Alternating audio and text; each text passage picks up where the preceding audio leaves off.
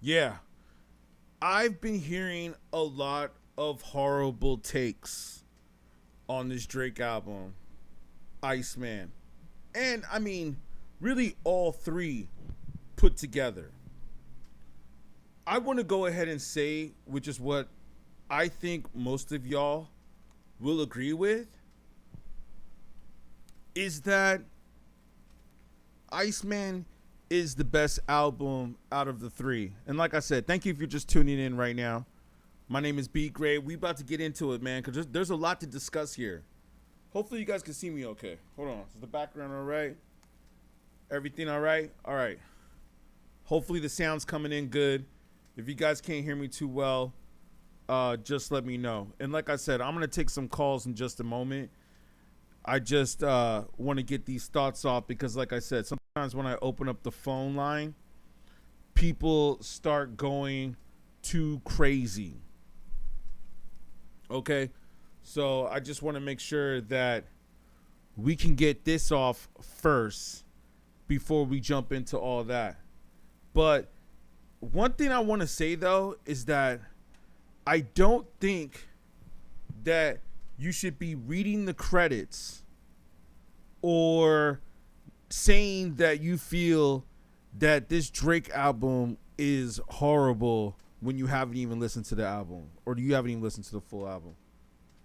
That's the interesting thing about this, is that I hear people saying that this album is terrible or that it's trash. I mean, this is the funny part. This is the part that I really want to get into right here, is that I hear people saying that the album is trash and that they don't like it, but they didn't listen to it. How can you really consider an album trash that you haven't listened to? And there were some takes that I agree with some people that I was listening to. I definitely heard some takes that I liked. But then, and then we could talk about this on another subject, but like, let's get into the whole MAGA situation, Trump, president, that and all that, right? And some people are really upset that Drake didn't say anything about that. And I'm just thinking, like, well, is it his responsibility to say something on that? I mean, let's just speak on that real quick. Because this seems to be an important subject that's coming up, and this is a subject that I should talk about. I know I have a picture of Rick Ross back here, so just to make it relevant, let me go ahead and bring up Drake, the scene, so you guys can see that instead in the background. So in case, for those of you that don't know, you know exactly what I'm referencing. And give me like a like or a salute in the chat. Make sure you guys can hear and see me okay. Because I know, like, sometimes the whole Wi-Fi thing be tripping sometimes. So I just want to make sure that you guys can hear me okay. And thank you for tuning in.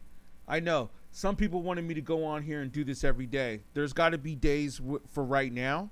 I like to do research. I'm not one of those people that just like to just jump on and just start talking about things that I don't know about. And that's kind of the purpose somewhat of this video, is that I've been hearing a lot of people give takes to an album that they haven't even listened to yet. How interesting is that? But this is it right here.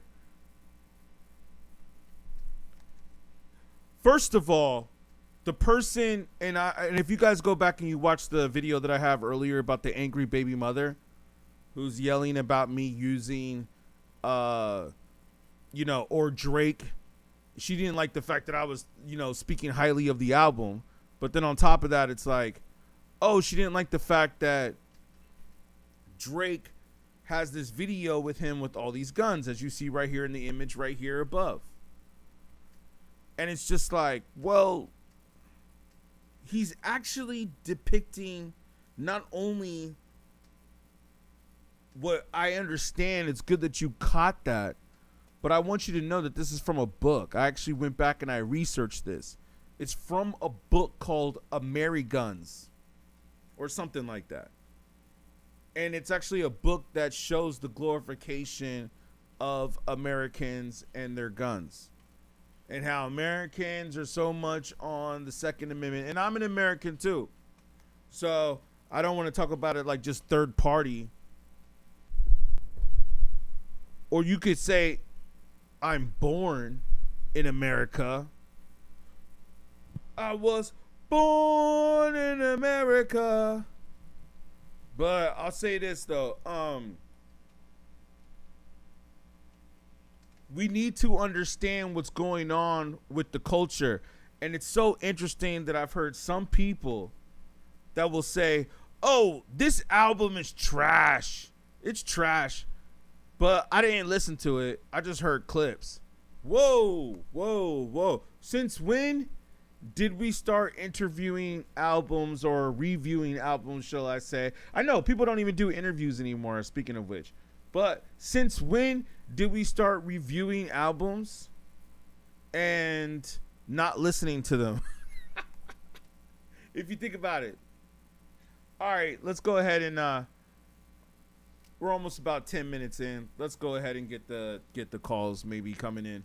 Or I'm about to jump online on a few other apps that go crazy. I know some of these apps start slow, but if you guys can give some likes just to like get it going. I had one earlier where we had way more people in, so maybe we messed that up.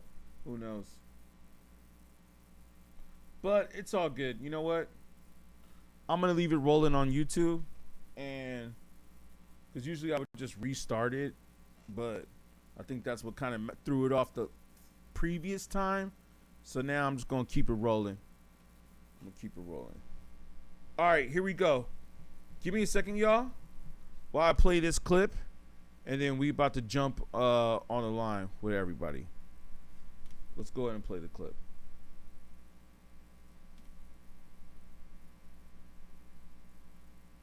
Did you put Drake at your level? No. You're not putting Drake at your level. No, good, see, you might be, I could see it in your eyes, you might be confused with the numbers and all of the fake numbers flood the marketplace 50 something. That shit ain't nothing. Remember what I told you, the streets are the streets.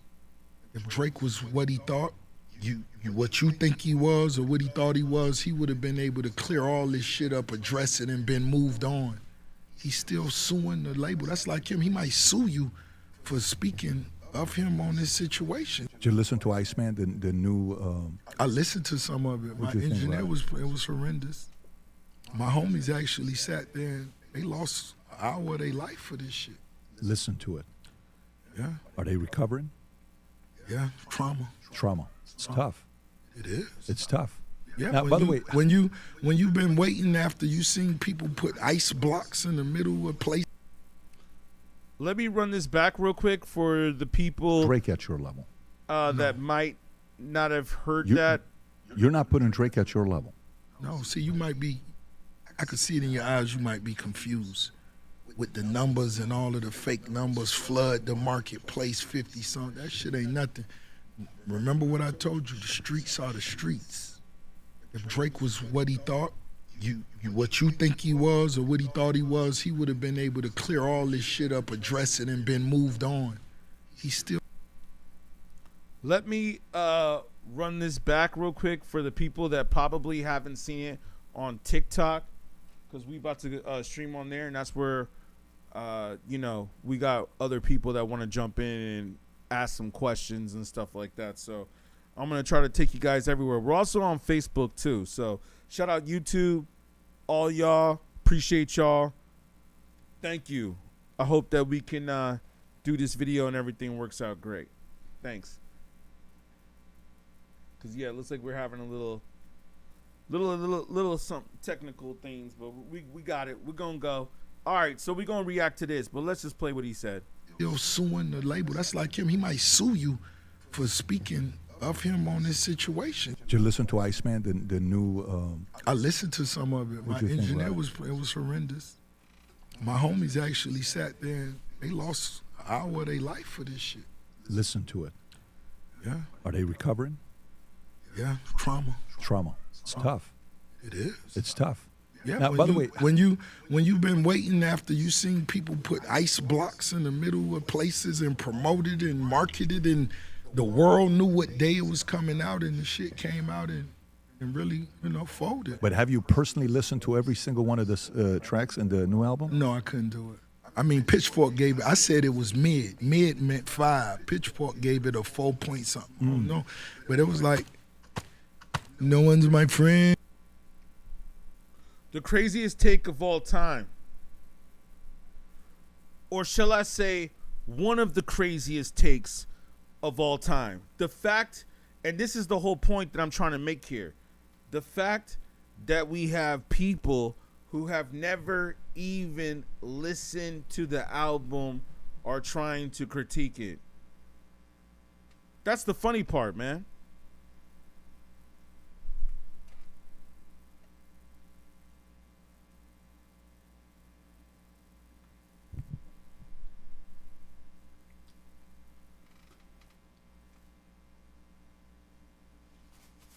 All right.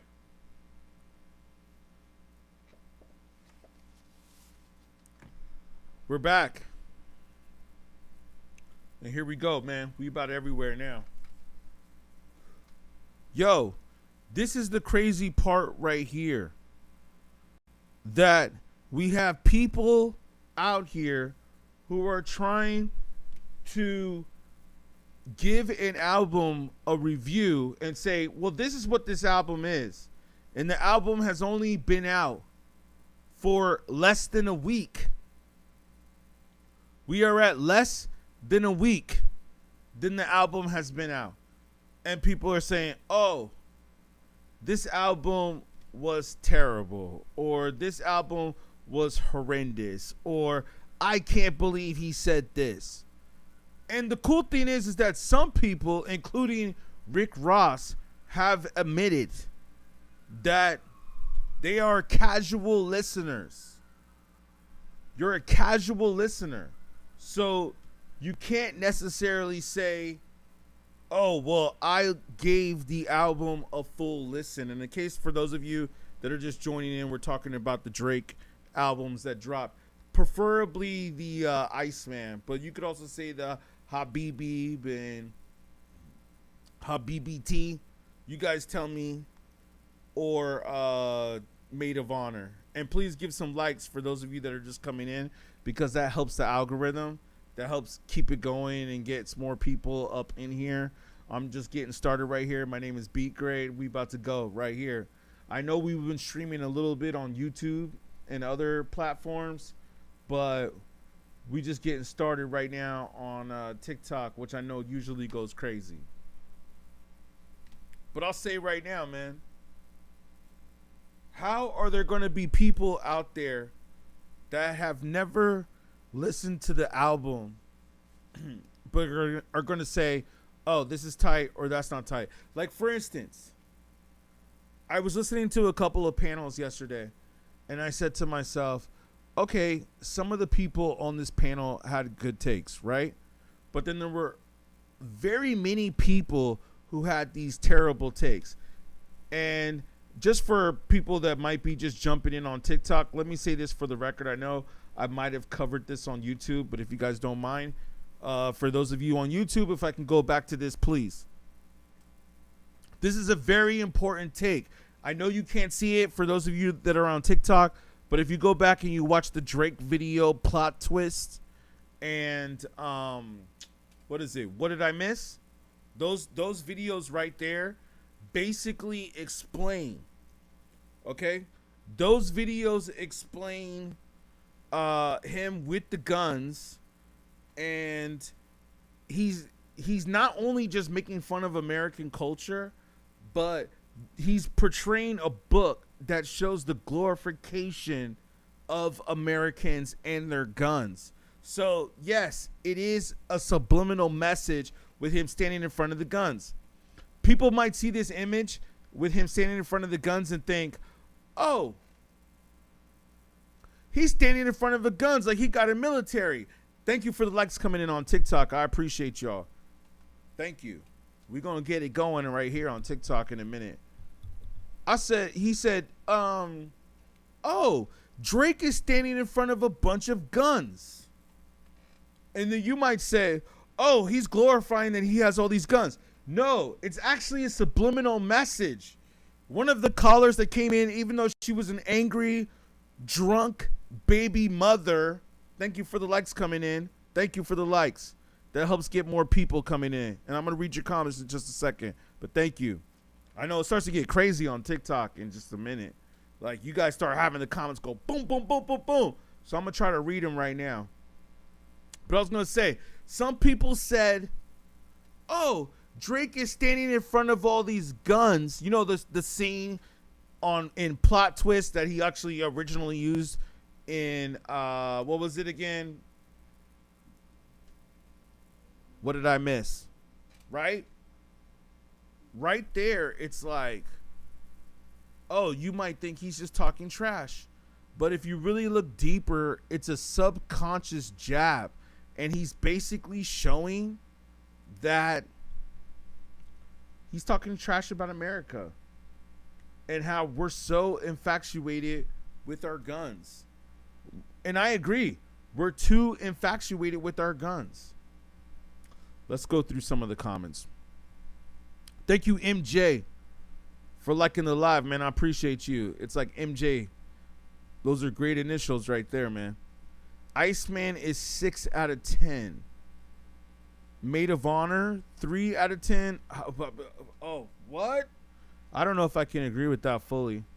You said Habibiti is 2, or whatever it's called, Habibiti or Habibiti is 2 out of 10? I don't know if I agree with that, man. Bernie Bridges and Janice. I agree with you, Valentino. I agree with you. ICEMAN, 9 out of 10.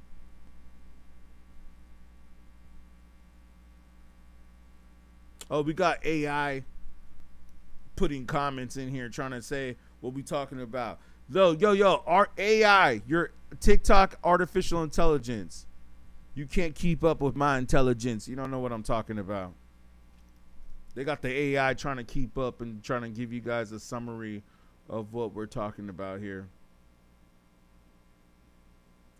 Shout out to all y'all that are watching right now, man. I appreciate y'all, man. Can you guys get some likes so we can get the algorithm going? You guys know how the algorithm works. Thank you on TikTok. We got it lit on TikTok right now. YouTube, we need a few likes coming in. If you guys can give a few likes that are coming in so we can get it going.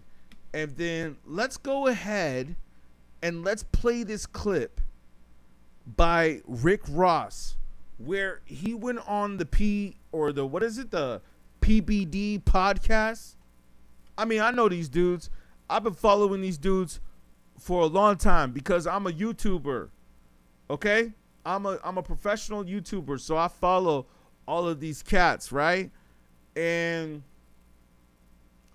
I got to tell you, I never remember the time like Michael Jackson that he was doing, not just throw it in there, but you know, that he was doing interviews with rappers. Now he is doing interviews with rappers. All right, we already had this discussion with DJ Vlad. Okay, we already had this discussion with DJ Vlad, but now I'm about to say, like, are we really about to have this discussion, or should we have this same discussion about PBD? And you might say, well, what was that discussion? Need I say it, man? Look, PBD's probably going to get upset with me for saying this, so I don't know if I really want to say this, because I do respect your platform and I respect what you do. I respect it. But I got to say, man, possibly, maybe a culture vulture, because it's like, when did you ever care to speak about hip hop or hip hop culture? When did you ever care about that? I think he Let's was, play or it. would he? Did you put Drake at your level? No. You're not putting Drake at your level. No, see, you might be, I could see it in your eyes, you might be confused with the numbers and all of the fake numbers flood the marketplace, 50 something. That shit ain't nothing. Remember what I told you, the streets are the streets. If Drake was what he thought, what you think he was or what he thought he was, he would have been able to clear all this shit up, address it, and been moved on. He's still suing the label. That's like him. He might sue you for speaking of him on this situation. Did you listen to ICEMAN, the new? I listened to some of it. My engineer it was horrendous. It was My horrendous. homies Thank actually you for the sat share. there. Thank you for the They likes. lost an hour of their life for this shit. Listen to it. Yeah, Are they recovering? yeah, trauma. Trauma. It's tough. Yo, give me It's some tough. more likes right here Yeah, on, by the on way, TikTok. When you've been waiting after you seen people put ice blocks Rick in Ross the middle talking of right now. places and promoted I and agree with marketed you. Album and Fire Packs. the world knew what day it was coming out and the shit came out. Rick and Ross, is that what you're it talking really, about? Yeah, I you know, mean. folded. But have you personally listened to every single one of the tracks in the new album? No, I couldn't. Is that do what it. you mean? I mean, Pitchfork gave it. Rick I Ross? said it was mid. Mid meant 5. Pitchfork gave it a 4 point something. I don't know, but it was like, no one's my friend. Because this is why. Rick Ross and Drake have songs together. And I appreciate you asking that question. It's because Rick Ross and Drake have songs together. And not only the fact does Rick Ross, yo, shout out Angel. What up to you, Angel? Shout you out. Thank you for joining, man. I appreciate you. And not only do Rick Ross and Drake have songs together, but it's also the fact of the matter that, like, yo, even if they didn't have songs together, it's like, yo, man, how you, like, you are nowhere near the level of Drake. And this is what I wanted to say. I was listening to takes on panels yesterday all over YouTube. Like, yo, I appreciate y'all listening to me and tuning in. I really thank y'all. You know why? Because I think that I'm going to drop the best knowledge on this that anybody can ever drop.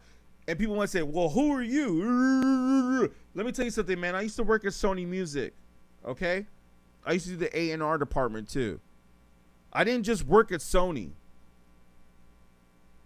Yo, and I see some of y'all wanting to request to get on. I got you guys. I got you. Give me a second to get my thoughts off, because sometimes y'all just want to talk and talk and talk, and they don't listen. Sometimes we need to take time to listen. Listen, I've been in the business, all right? And I'm in the business. Shall I say that? I think I'm still kind of in the business, right? If you pay for your place, like if I'm able to pay for my house through rap and music, I guess you could say I'm somewhat in the business, right?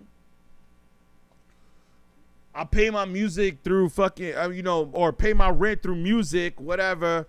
It's not whatever. It's a beautiful thing. I appreciate it. But you know what I'm saying? Pay my music through content creation, or pay my music to pay my rent. That's what I meant to say. Because I got to invest in the music too. The point is, and the point being, is that I know what I'm talking about. Shout out Jules. I appreciate you for the follow. The point being, and the point is that I know what I'm talking about. And I have seen some of these, and let me say this real quick before y'all join, like want to join and want to talk and all that. That's cool. That's cool, man. Give me a second, man. That's why I said I'll jump on TikTok in a minute, man. Because people be going crazy over here. But let me say this, though, man. I can't believe that people will try to rate an album that they haven't even listened to yet.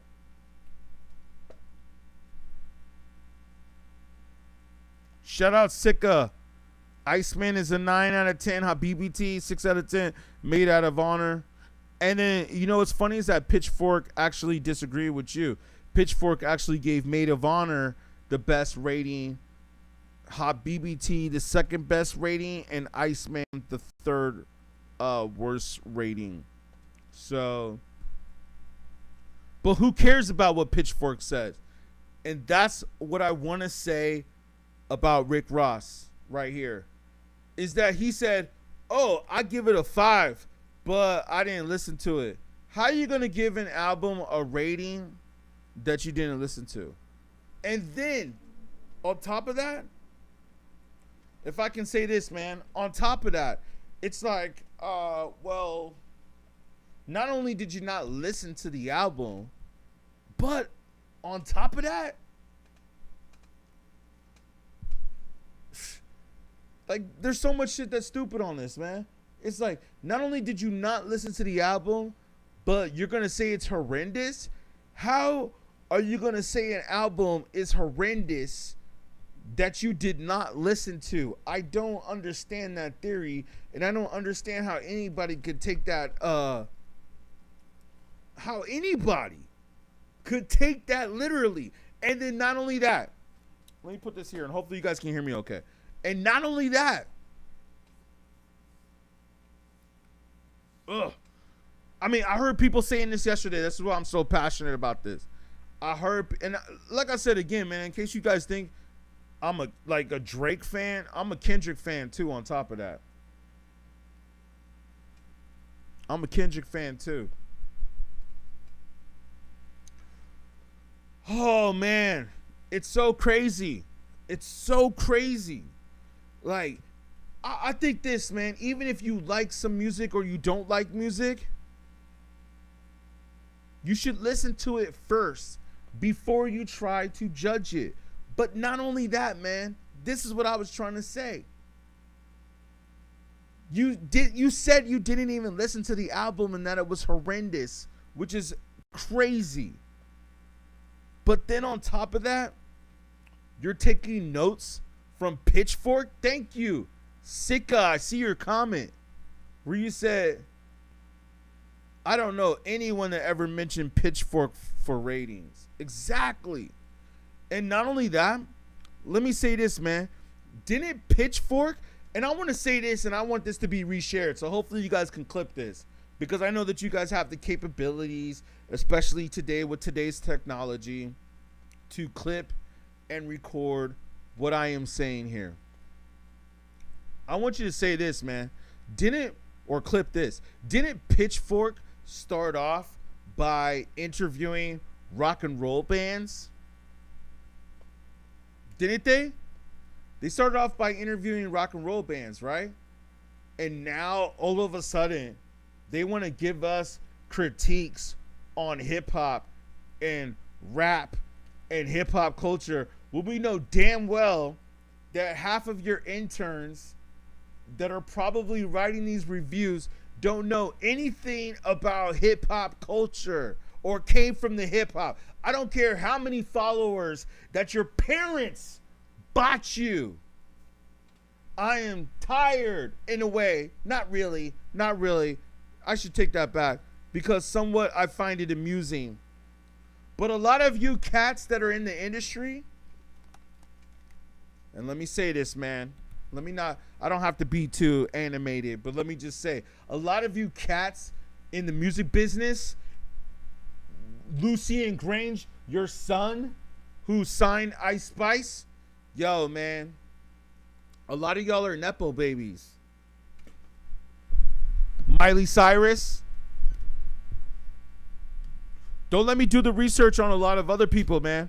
A lot of y'all in Hollywood, a lot of y'all that are in Hollywood, actors, singers, rappers, even those that are behind the scenes, producers, directors, writers, screenwriters,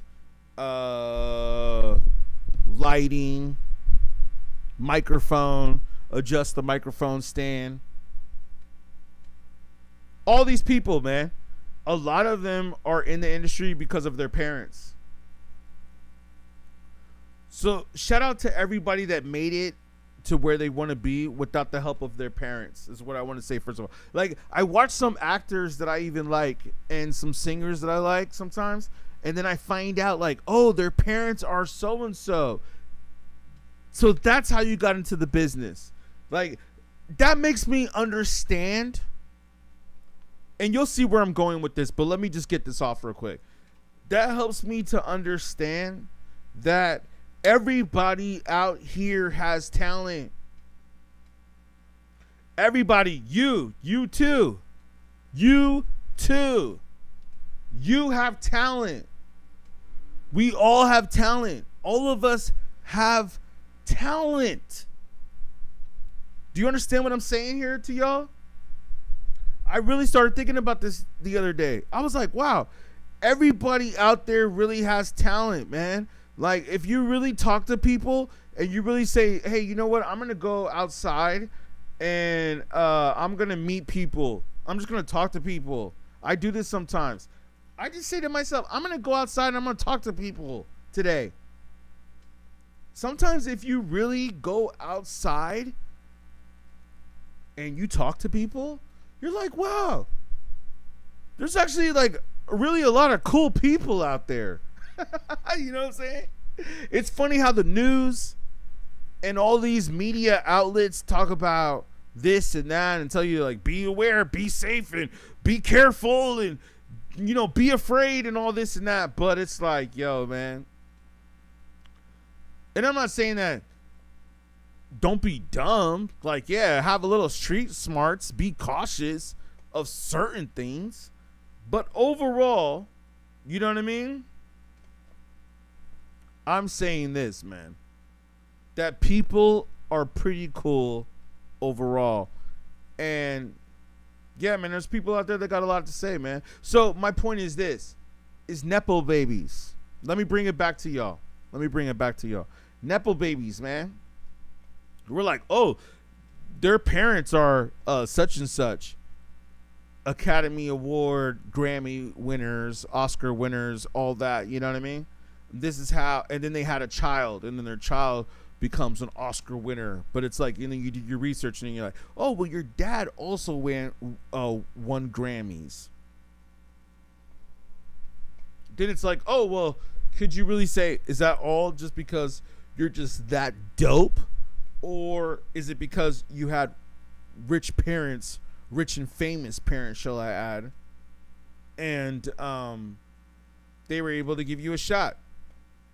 That brings me to Drake. And I'm gonna come back to the Rick Rossi stuff. But like, yo, let's go back to Drake in just a second. Did you guys see that Apple Prime? If I can find it. Oh man.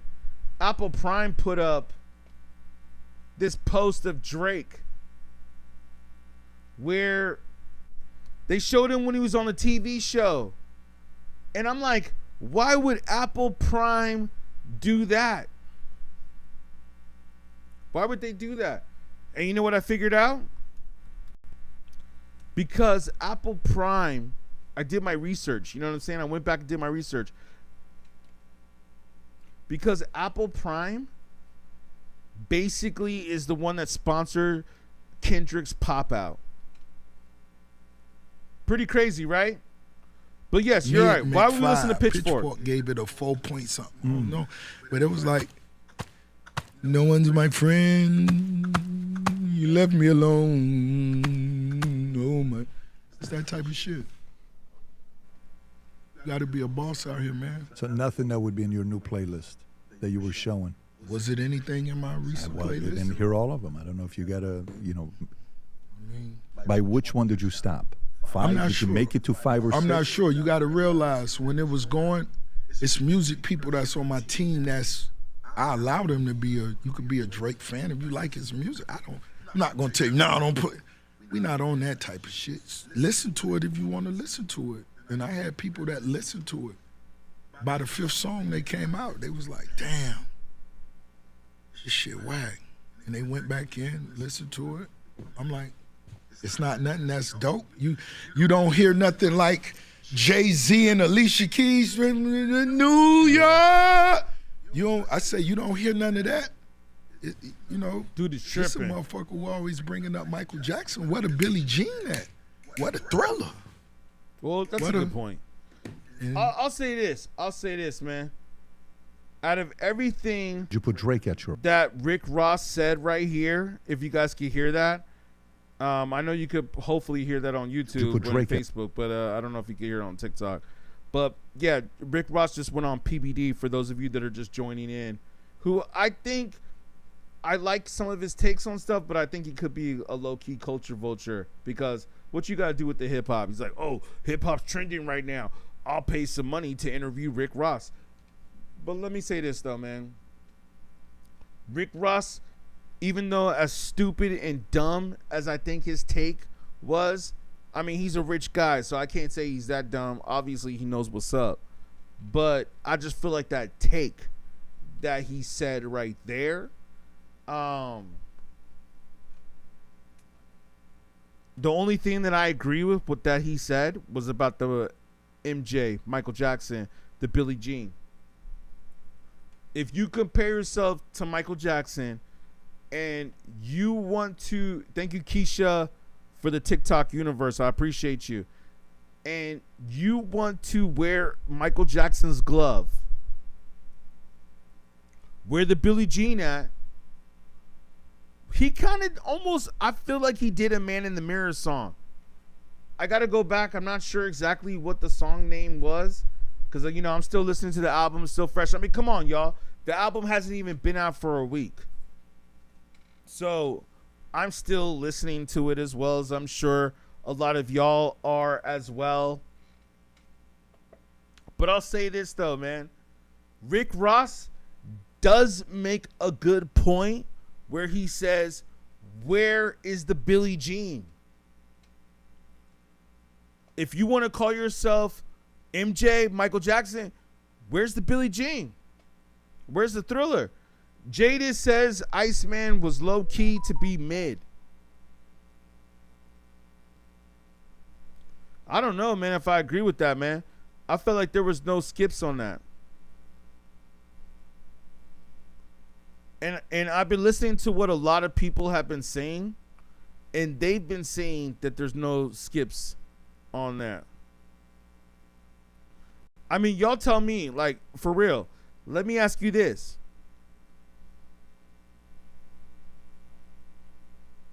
You tell me. Let me ask you this, man.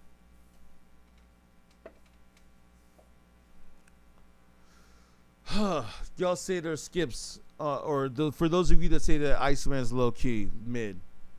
Did y'all even listen to the full album? That's what I want to ask y'all. Did you listen to the full album? Because this is the same thing that Rick Ross had said, was that he did not like the album, but he did not listen to it. How can you not like an album that you do not listen to? It doesn't make any sense.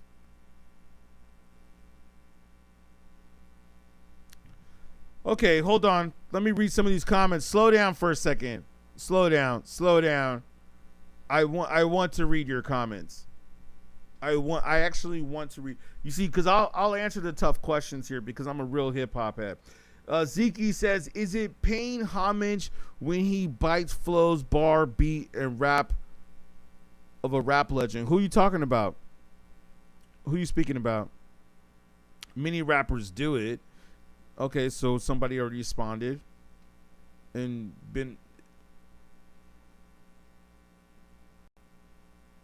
Yeah, that's true. There's a lot of rappers that copy Drake too. Shout out C Rose for the comment. I appreciate you, man. Nash 2 up. I think ICEMAN was a 7 and other two were like 3 out of 10. I'll come back to that one. People forget that because two artists are beefing doesn't mean you can't enjoy both of them. Shout out JMG. You are so right about that. They good. Damn near every genre and 3 albums. He has songs in everybody, for everybody, literally. Yeah, he definitely did that with the last 3 albums. Shout you out, Zawam Way. He definitely did do songs for everybody.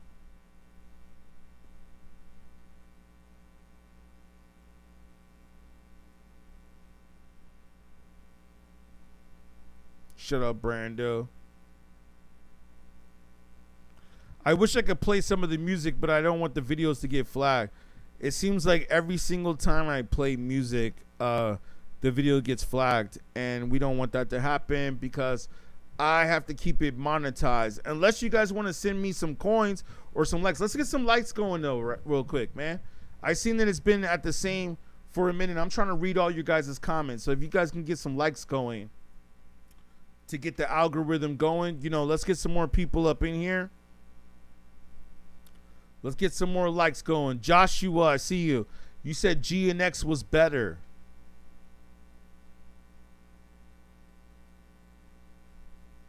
September's Only Savage says so many people are going live every day to convince people it's good. No, not really. Not really. I'm streaming because I believe in real hip hop. Yeah, I see you. Type Forcus, if I said your name right. You said Drake hate is forced. Completely believe it, you in some ways. In this particular scenario, when Kendrick dropped Not Like Us, I feel like that was amazing, and I'm not gonna front with you. I really did, and I do still feel that was amazing. But you are right, man. At this point in time, Drake hate must be forced because I don't understand how anybody that listens to hip hop could say that that's whack.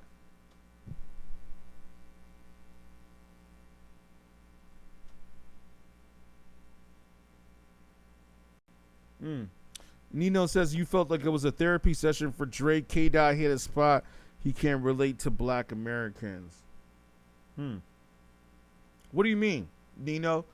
Explain that in more detail. You mean Kendrick or Drake can't appeal to black Americans? I want to know exactly what you meant by that.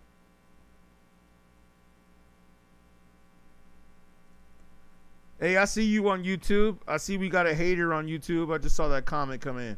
Thank you for the likes coming in. Let's get some more. Hey, I'm a Kendrick and I'm a Drake fan. Just like one of the comments had said earlier. Just because they had a beef and just because they had a battle, that doesn't mean that we can't like both rappers.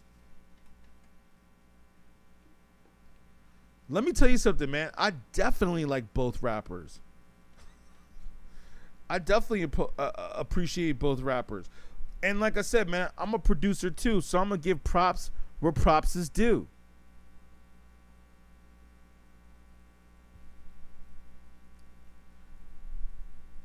Shout out Type 1 Cruise. I appreciate your comment. You said Not Like Us was the more popular song. Family Matters was the better diss song.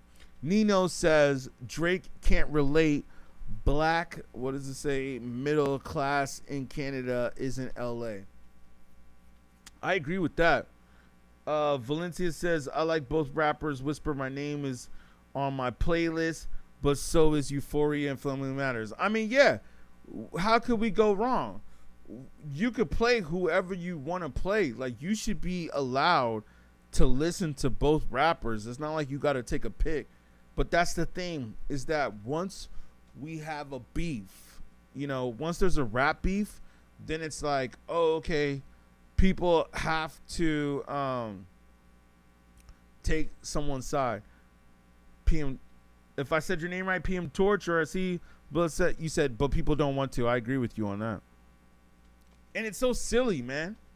It's so silly because let's be a fan of good music. Look, I'm going to say this right now, man, and I'm glad that you guys reminded me of this.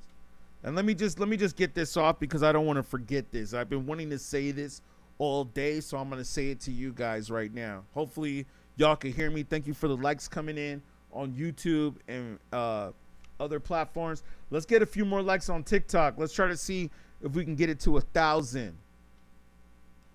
Because that helps the algorithm and that helps get more people up in here. And I'll take some of your calls possibly in just a moment.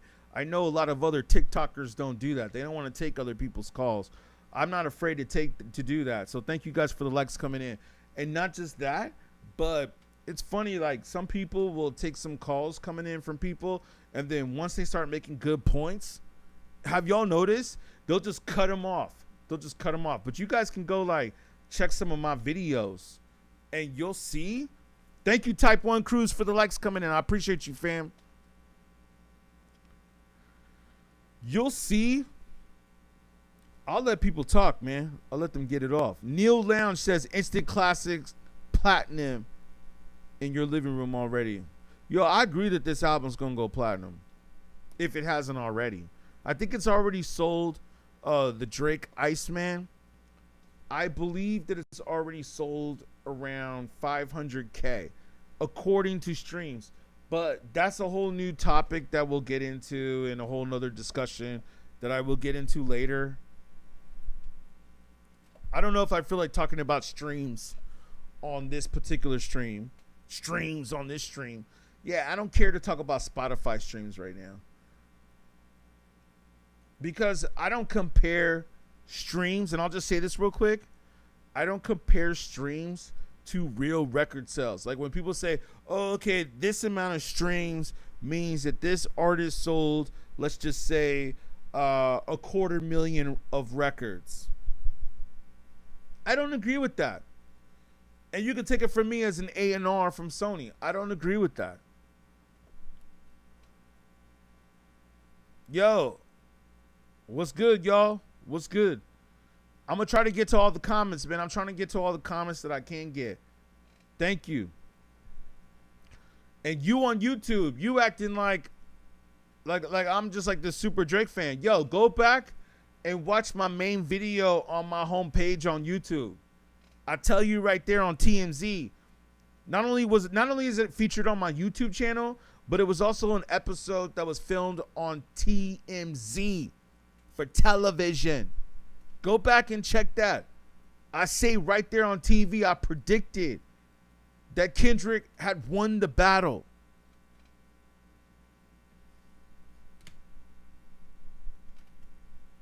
I said it right there. All right? So go back and watch that episode real quick. But yeah, man, here, let me get into some of the questions. Yeah. Thank you. Somebody said, yeah, people be tripping in the comments. Yo, and this is the part I wanted to also emphasize on. Thank you for reminding me when I just read some of your comments. Because right now on TikTok, it's getting lit. You guys can go back and forth between TikTok and YouTube and check like what's going on right now. Let me say this, man. I feel that Drake is just the better rapper, man. He's just a better rapper. You know, and like I said, I mean, and maybe I say this because I've been listening to Drake for a minute. Like even before he was famous. And I want to say shout out to one of my homies who told me about Drake and was like, hey, yo, you should listen to this rapper. I think he's going to become famous. I need to get him on the line. You know, he's very much an, whatever you call it, an introvert. So he doesn't like to talk that much to people that he doesn't know. But I will say that I need to get him on one of these calls because this guy has been an avid Drake fan before people knew who Drake was. Like, this guy is like one of the people, I must say.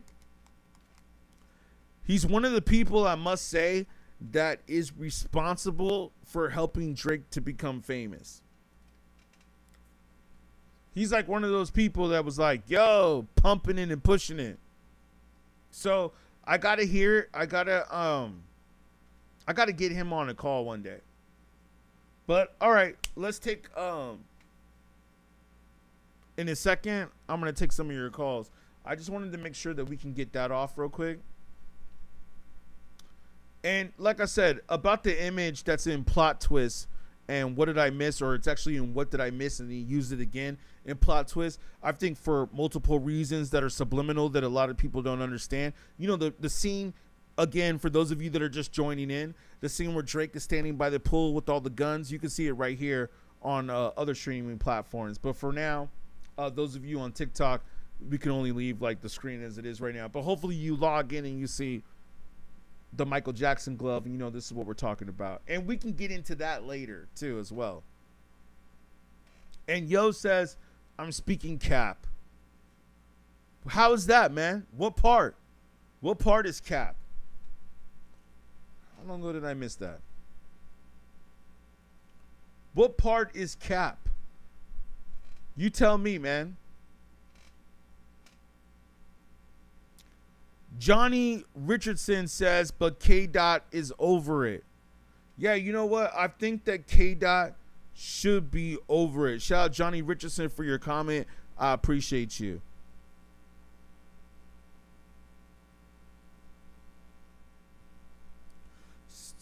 Okay, so you guys are having a little debate between yourselves. All right. Q Binter says Kendrick already won the battle. Yeah. Well, I think Drake took too long to respond with this album. But nonetheless, I was thinking about this today, and let me share this with you guys. This is why I do this. I haven't even really heard too many people share this. But I'll say this, though, man. Drake at least came back pretty dope. You know what I'm saying? Like, Lil Wayne, do y'all remember that? Like, everybody used to say, like, Lil Wayne was, like, the GOAT, and Lil Wayne is, like, dope and stuff. I always knew that Lil Wayne was trash.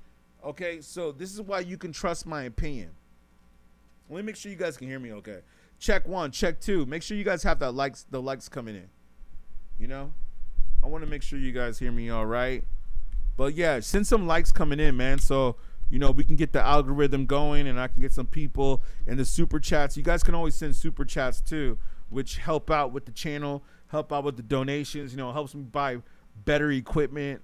I actually need to buy a new wire for my microphone. So, you know, if you guys can help out with some super chats, that helps. Even $1 helps.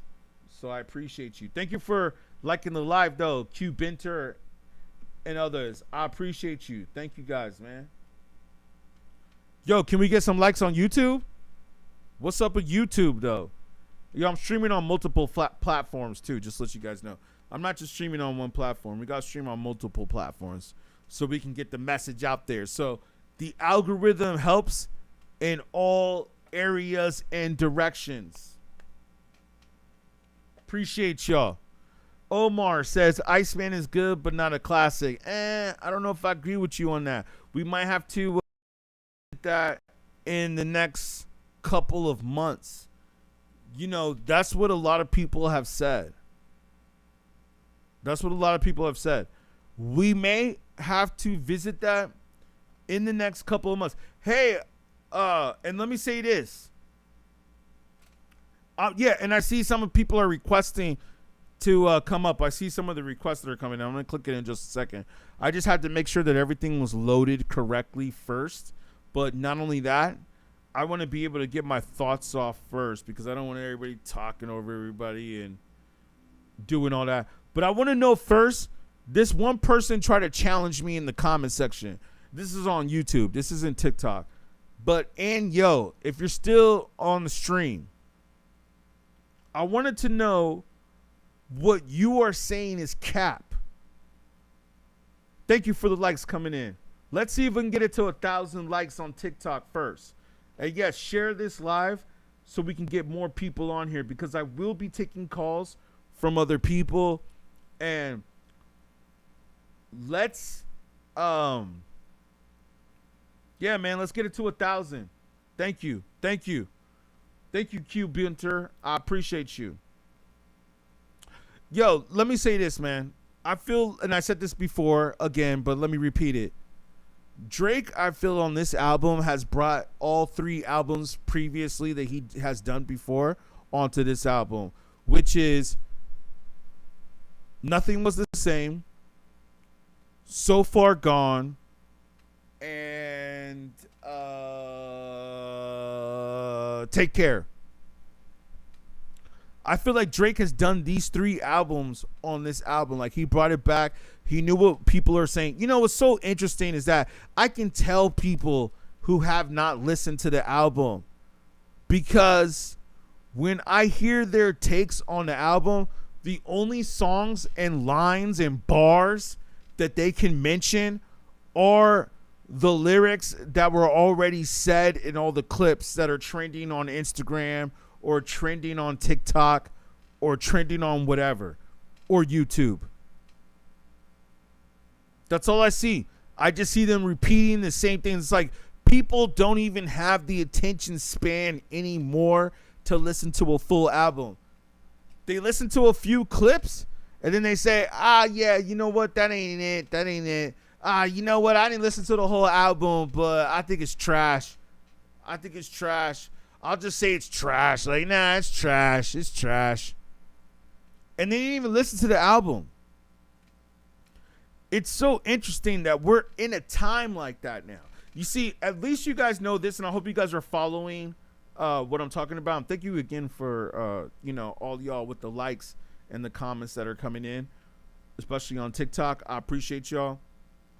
I'm going to let y'all in just a second. I just wanted to say this real quick and get this off. It's so interesting, man, that we got people that talk all this trash, man, and don't even listen to an album. Like, I thought there was a time before, and it makes me wonder, too, now. Like, maybe it's always been that way. But, I mean, I worked in the record industry, and I was just thinking this. I remember, like, when an album would come out, the artist would give out their album at least a week or two earlier before it hit the stores. But you see, this was before the internet. That's why you can trust what I'm saying to y'all. I've been in the music industry before the internet. I've been doing this before the internet. I've been doing this before social media. Let me just say this real quick and not to toot my own horn. And can we please get a few likes on YouTube to get the algorithm going? Can we please get a few more likes on YouTube? Or else I'll probably just keep it going on TikTok, but I'm going to shut the YouTube off because this is ridiculous, man. How some people are like, oh, you want to watch people that are on payroll instead of people that are giving real hip-hop opinions. Thank you for the likes coming in on TikTok, though. I appreciate y'all. You know, like academics. Hey, you know what? I'm actually a little happy for academics. And did you guys hear about the family that got the Escalade from Drake? Today? I think it happened today. That Drake showed up to a family, a daughter, a father and his daughter who always play Drake's music in the car. And Drake went and bought him a new car and then rolled with them in it. Thank you for the likes coming in. I appreciate you. Let's get a few more and then we'll have some people jump up in here. But it's like, yo. Academics got the OVO chain, right? Let's pull that up real quick for those of you that are on YouTube. And like I said, if you guys want to speak, it's actually easier probably if you do it on the other app. But if you want to see the visuals, because I want to be able to put some people on the phone line. So it's just better if I do it this way. But if you want to see the visuals, like for reference of what I'm showing here, then go to like the Facebook or the YouTube and you guys will see what I'm talking about. But let me see if I can pull it up real quick. And you guys tell me, man, how you guys doing right now out there?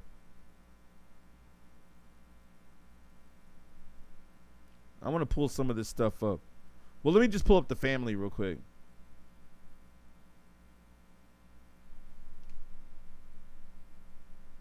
I mean, there's a lot that's going on today. There's a lot that's going on in hip hop today. That's why we got to stream about this. We got to talk about this. You'll probably just be able to hear for those of you that want to stay on TikTok. But at least, like I said, if you go to the YouTube or Facebook, you'll most likely be able to see it. I'm just pulling it up right now. Because this is kind of important information.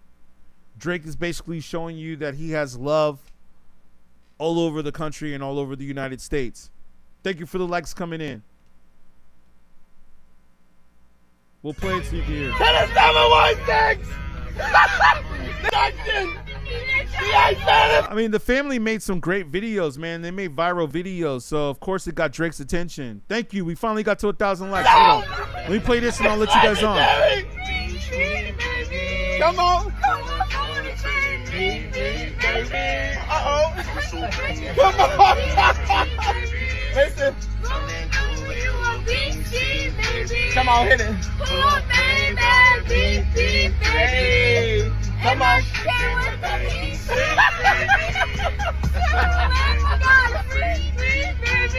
Come on, hit it, girl. Yo, let me say this real quick, man. This is what I was so surprised to hear from these people who were speaking on the culture. Well, let's be honest. Like I said, with PBD, no disrespect. I've watched you before and I've appreciated some of your videos. But, yo, you should not be speaking on the culture. That's like me speaking on how to run an insurance business. I don't really do insurance. Why would I speak on that? PBD speaking on hip-hop is like somebody out there speaking on how to run an insurance company and what their thoughts are on that. Do you see what I'm getting with here? It's like, oh, did you listen to the Drake album? So what did you think of the Drake album? Oh, you didn't like the Drake album? Oh. Well, of course he didn't like the Drake album. Because Drake was saying that he was aiding you with streams before Aiden Ross was streaming. That was a good bar. I can't front. That was a good bar. And that's the point that I really want to make here, man. Is that overall, when you think about it, Drake is really... Q50 says it wasn't really that good of a bar. I thought it was kind of clever. I like the wordplay. But I'll say, though, that, man, overall, it's not just the bars. It's not just the words. It's also the delivery. That's one thing that I started learning as a rapper. And with Eminem. I really learned this when I started studying Eminem. Okay? And feel me on this. Let me show you guys.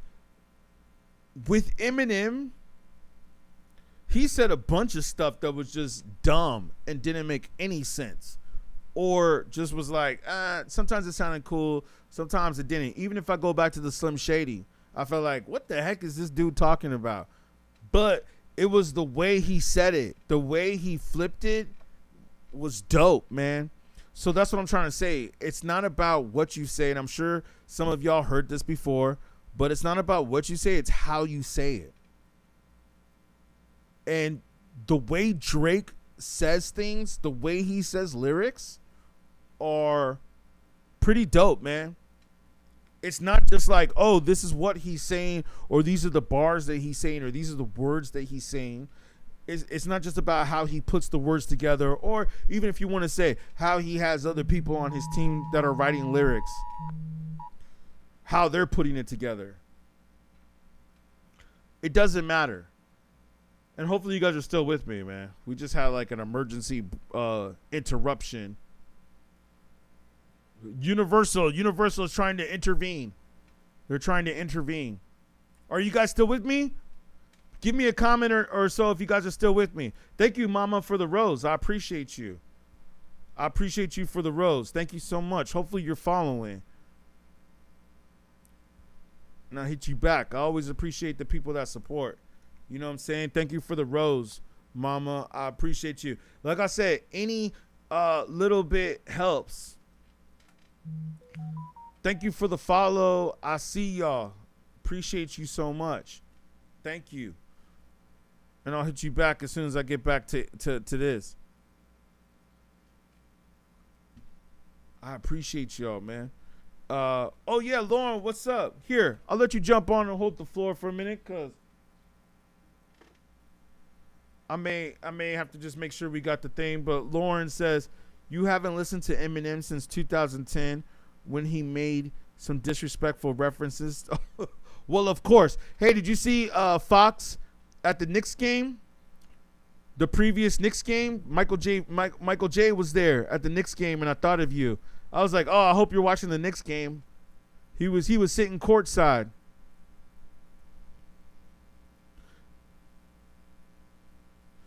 Sino says people who hated Drake their whole lives listen only to leave bad reviews. Critically insane. I agree with you on that. Oh, word, Lauren. Yeah, you know, he's a Knicks fan. Hey, especially now, man.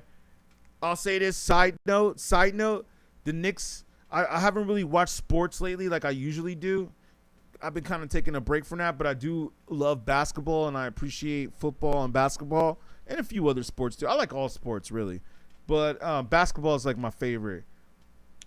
And I will say that watching the Knicks right now have been a very entertaining team to watch. And Yo asked, why did you pause it before they sang the part? I don't know which part you were talking about. Maybe because I didn't want the video to get flagged. Sometimes if you play the YouTube video too long or on here, they flag the video. But here, I'll go ahead and play it. Let's see.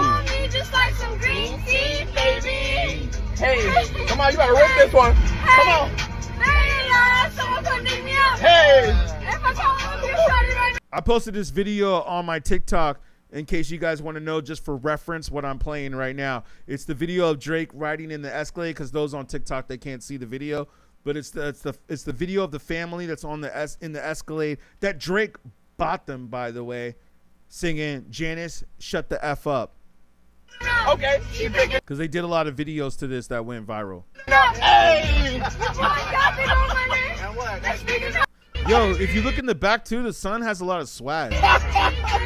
Listen. Come on, hit it. Hey, come on.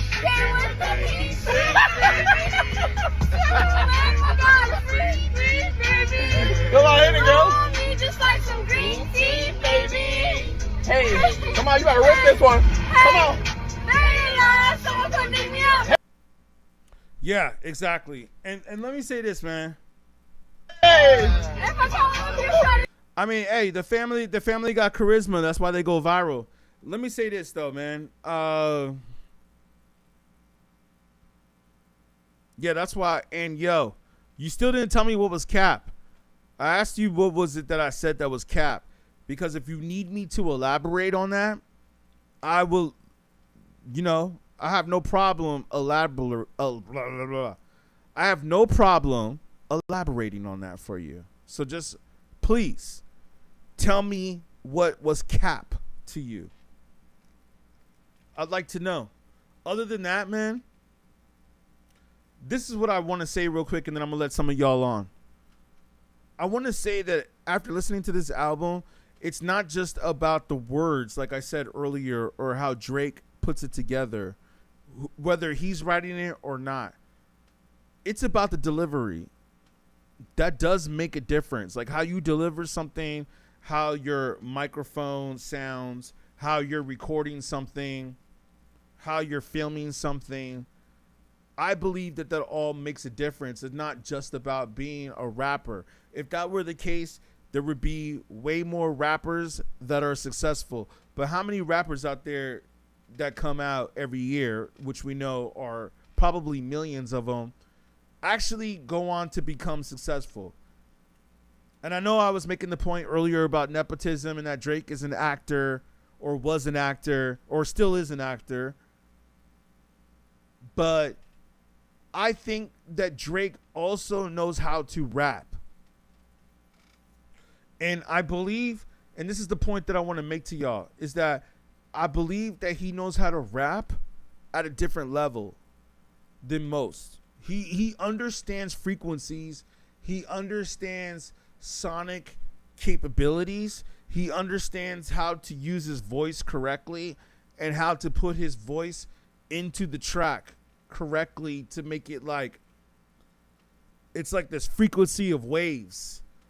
You know what I mean? And it's like, I can see it. Like with Drake, I can literally, like when I listen to Drake's music, I can literally like see frequencies of waves going around in front of me. If I like really tune in, And you see, and that's the reason why I feel that some of these people that say, "Oh, well, it's whack or it's whack," and then on top of it, this is how I back it up, is that, and then on top of that, they say that they hadn't even listened to the album.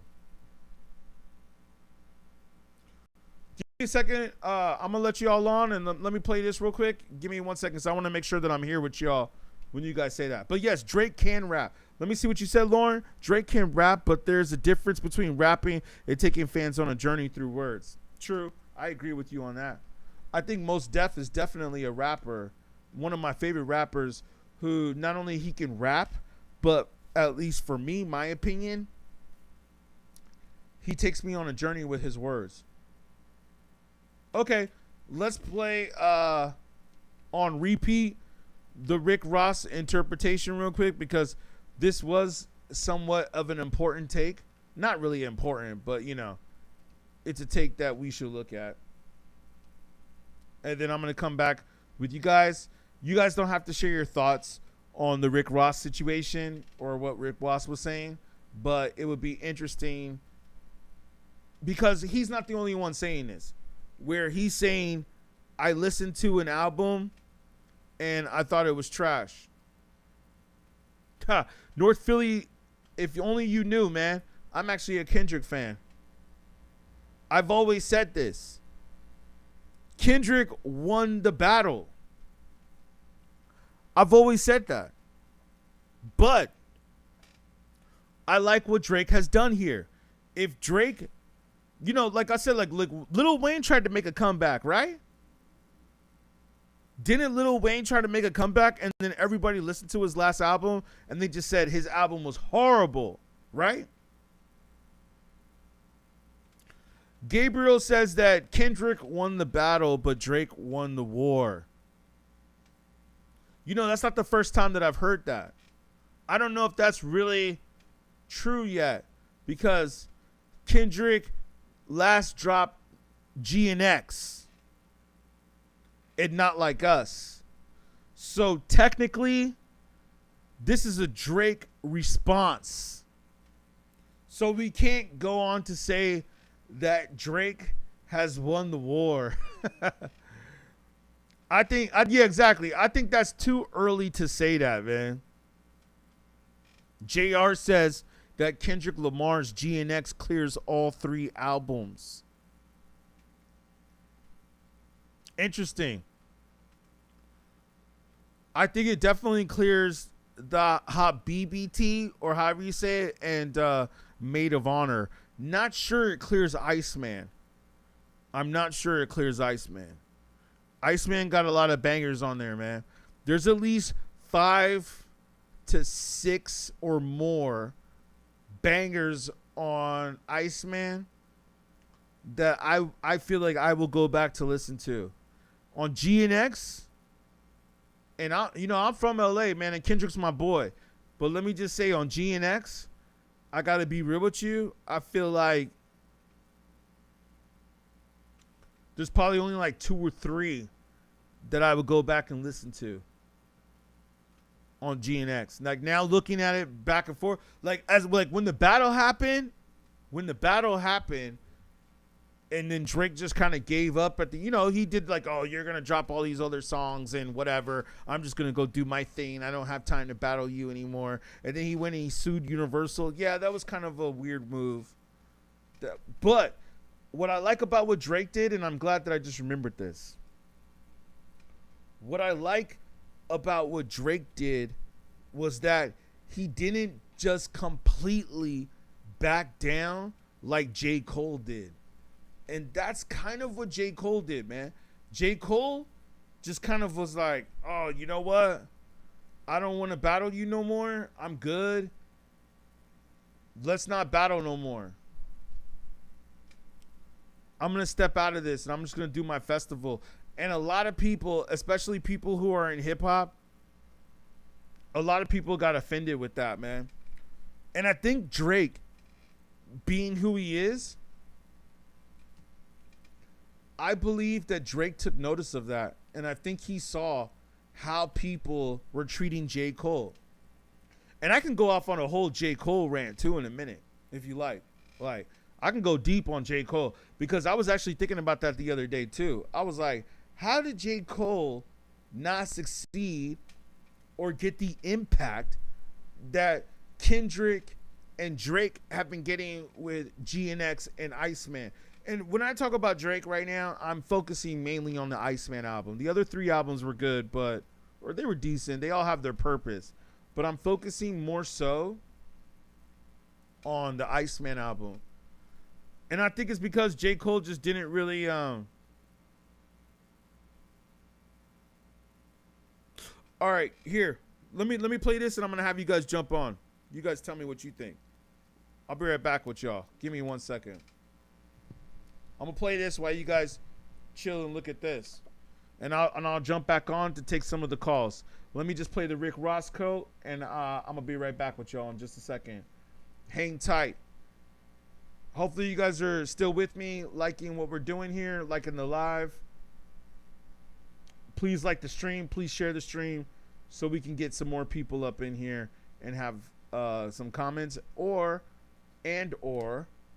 possibly a debate. All right, let's go. Thank you for the likes coming in. Hold on. All right, here, let me play this and I'll be right back with you guys. Okay, thank y'all for tuning in. Did you put Drake at your? Did you put Drake at your? The interview level? with Rick Ross and PBD. I'll be right back with y'all. You're not putting Drake at your level. No, see, you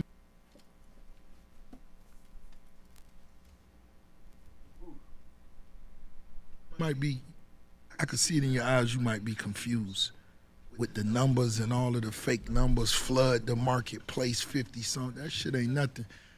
Remember what I told you, the streets are the streets.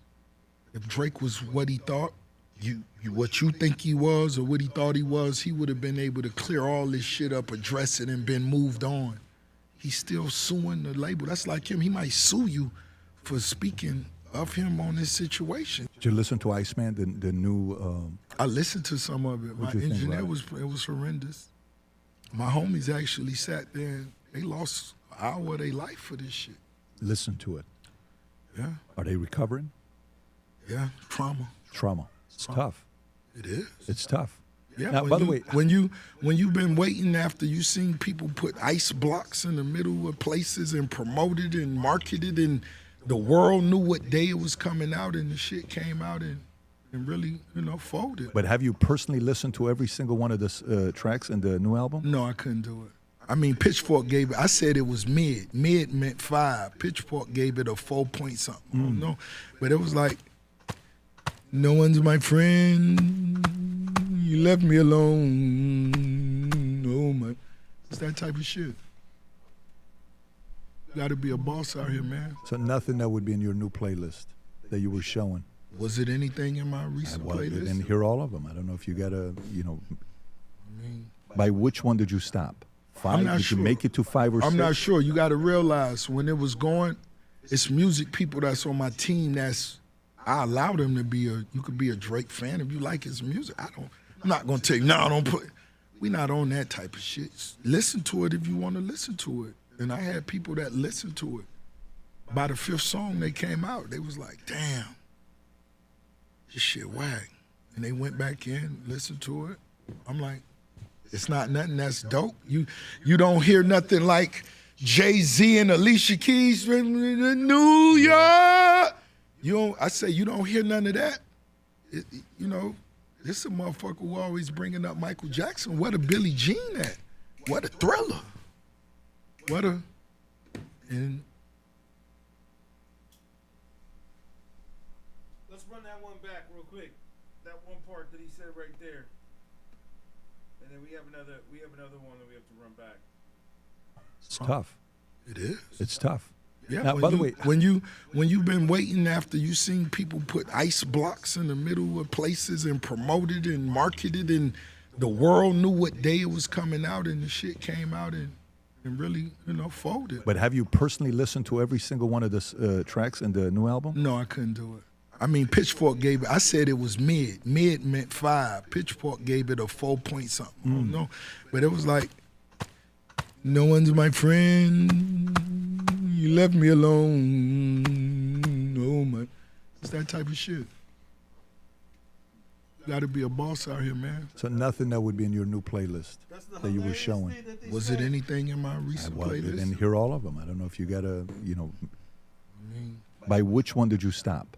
5? I'm not did sure. you make it to 5 or 6? I'm not sure. You got to realize when it was going, it's music people that's on my team I allow them to be you could be a Drake fan if you like his music. I'm not going to tell you, no, don't put it. We're not on that type of shit. Hold on, wait, listen to it wait, if you wait, want to wait. listen to it. Wait, and I had people that listened to it. Before I play this. By the 5th song they came out, they was like, damn. Wait, before I have some of y'all jump on, I got to get some of y'all takes on this real quick. Did you guys see Academics? You know who's like the #1 Drake stan? Shout out Stussy. Academics, who's the #1 Drake fan, had basically did a live stream yesterday. I was actually on it. I was trying to jump on it. Man, you know what's funny is that I try to jump on these streams too with some of these famous YouTubers, or I want to say they're famous. Well, Academics is kind of famous, but you know, some of these others that aren't even that famous. Like I run into them at parties and all that, and I'll be like, "Hey, yo, we should jump on the panel together." It's like they don't want to have me on the panel. It's like they're afraid to have me on the panel. You know why? Because I think they know I'm about to speak too much truth. Shout out, man. Give a couple likes coming in. I'm about to speak too much truth, yo. Hold on. Let me see if I can find this real quick.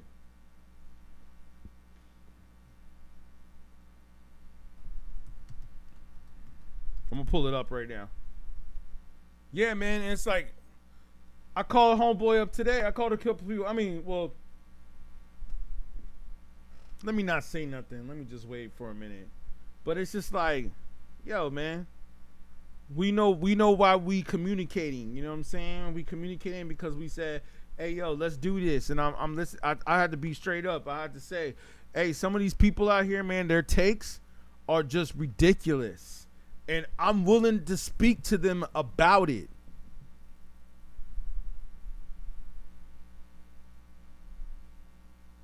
All right, here we go.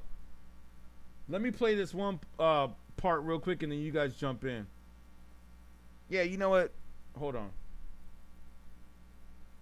I was going to say.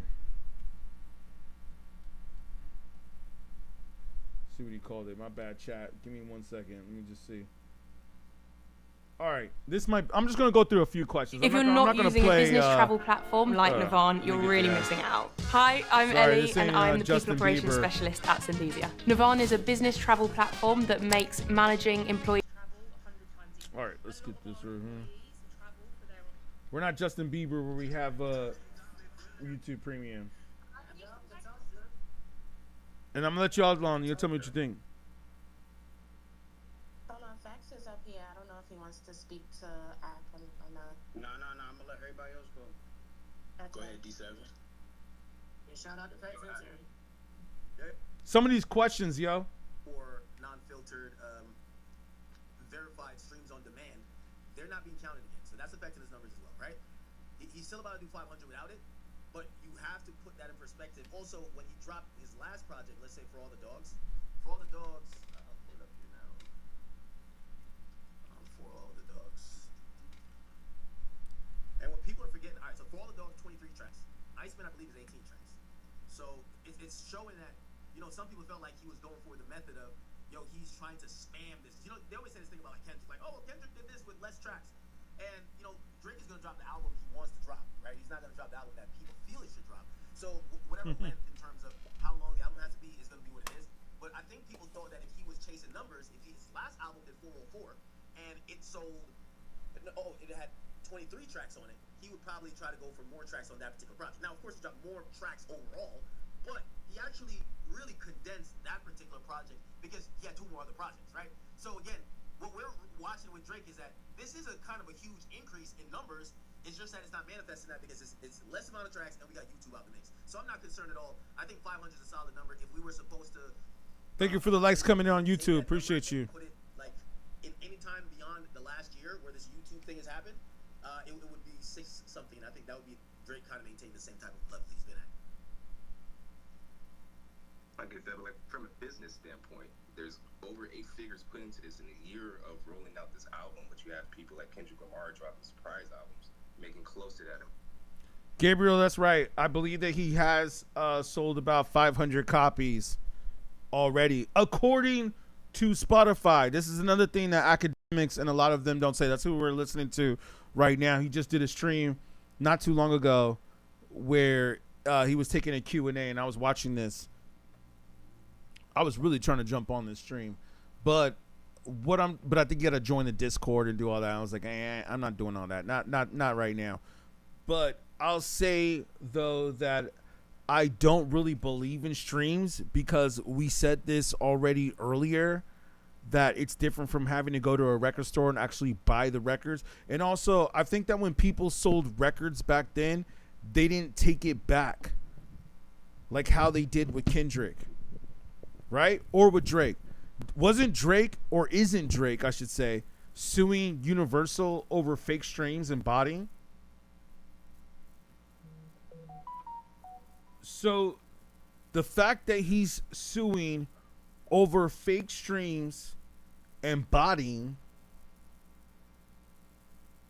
and then also Kendrick gets streams and YouTube hits removed from YouTube, and then he has to re-upload it. I mean, I don't even know what's up with that. That was a whole weird situation scenario. I may have to go back and do a little bit more research on that. But when we have things like that going on, people, that's what makes me wonder, why do we even compare these to Michael Jackson's sales? We talking just ICEMAN? Jello says, yeah, pretty much. We're talking ICEMAN, and we're talking all 3 albums if you want to talk all 3 albums. We're talking all albums. Gabriel says, assuming it's digital copies on Apple Music or so, because Drake never sold on vinyl or CD for ICEMAN. Not yet. He probably will. He probably will. It don't take nothing. Thank you for the likes coming in on YouTube, by the way. It don't take nothing for him to sell ICEMAN on vinyl. It doesn't take him anything, and he probably will. Jello says, what are the numbers combined? Thank you for the likes coming in. The numbers combined are at least 500,000 as of right now of what they are saying. This is what they are saying as of right now, that it is 500,000. But who really knows? Let me just play a little bit more of academics, because I want you guys to hear some of the questions that they were asking. I really felt a lot of these questions to be very interesting. So let me go ahead and play just a few more of those. First week sales with no rollouts, no promo, so from a business standpoint, is that concerning? Well, when all is said and done, remember, this rollout is for all 3 albums, right? So he rolled out all 3 albums in one, not just one. Also, I'm not too sure if we're being accurate if we're saying his sales is close to Kendrick Lamar. If we add up, if we're putting all the budgets together, we've got to put everything together. He's going to do about like 800,000 records sold first week combined, compared to a guy who literally did, was it 350? 325? Actually, he was pushing more like 275 before. I think Drake foolishly engaged with, well, not engaged with him. I think Drake dropped a lawsuit during the first week, which made it, I think gave a huge buzz to Kendrick. But regardless, who cares about that? I definitely believe. How are we going to go over that? It's still no comparison if he's doing. I understand. It's academics' show. I understand that, but how are you going to just jump over that topic? Who cares about the fact that he filed a lawsuit and to help Kendrick sell more records? Who cares about that? That's a big part in hip hop, yo. That's a big part in hip hop. Yo, don't get confused by these media personalities who are being paid off. Complex straight up said that academics was the #1 hip hop media journalist. Where we see him now. And let me pull the picture up for context for those of you that are not on TikTok, so you guys can see. For those of you that are on YouTube, let me pull the picture up for context. But I'm sure for those of you that have seen, and I have a parody AI version of it. But let's just say this. I don't want to show this version. This version's whack. Let me show the original post if I can pull that up real quick.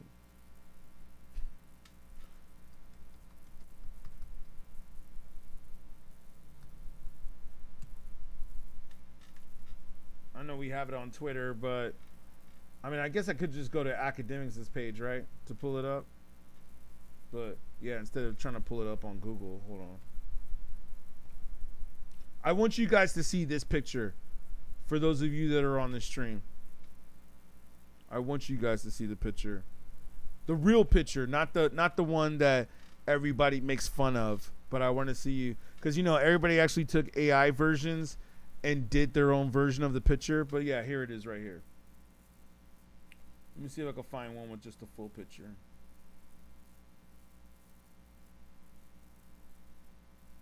There we go. Okay, so you guys see this right here. If I pull this over, y'all see the picture? We have a picture, for those of you on TikTok that can't see, of Drake and Academics at his record release party, where he streamed at his record release party in Toronto. I believe at the CNN Tower, or CN Tower, which is in Toronto, Canada, right? But if you look closely right here, you will see that he is wearing the OVO chain.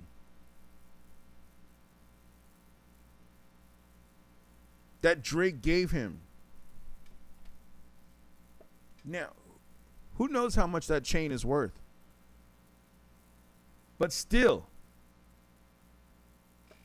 my point is this, is that if he gives him the chain, right? How can we now trust his opinion on what he is saying in hip hop culture and what he is saying along with Drake? Oh, Patty XOXO, I know the chain is fire. That's not what I'm talking about. Yo, would I take the chain if Drake gave me the chain? Yeah, I'd take the chain too. But I'm saying, though, that would you believe or trust everything that was said moving forward between Drake and Kendrick? Or would you think that the person who has an OVO chain could have possibly a biased opinion? Lauren, shout you out. No wonder Academics is a big Drake fan. I would be a fan of somebody that I met in person too. Same here. All right, let me go ahead. Get you guys on. Let me make sure I can hear this. And let's try to have some other people like jump on and try not to speak over everybody, because sometimes in these last couple of streams, man, I've had people talking over people and doing this and doing that.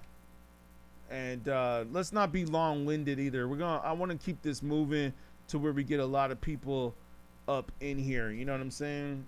Or as much as we can. All right. So shout y'all out. All right, let's go.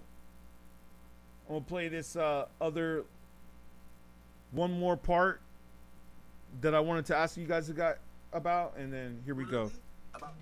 Wait, hold on. Let me grab something real quick. Even if we just want to compare ICEMAN to GNX, we're talking about someone who, again, probably the biggest moment in his career. I get it, no rollout, no this. Give me 1 second. But he just came off one of the most successful hip hop songs of all time. We all were, again, without a rollout, if he dropped anything, you were gonna check it out. That did 350. Drake, yes, there's way more anticipation. Yes, there's a rollout, but he's doing 500.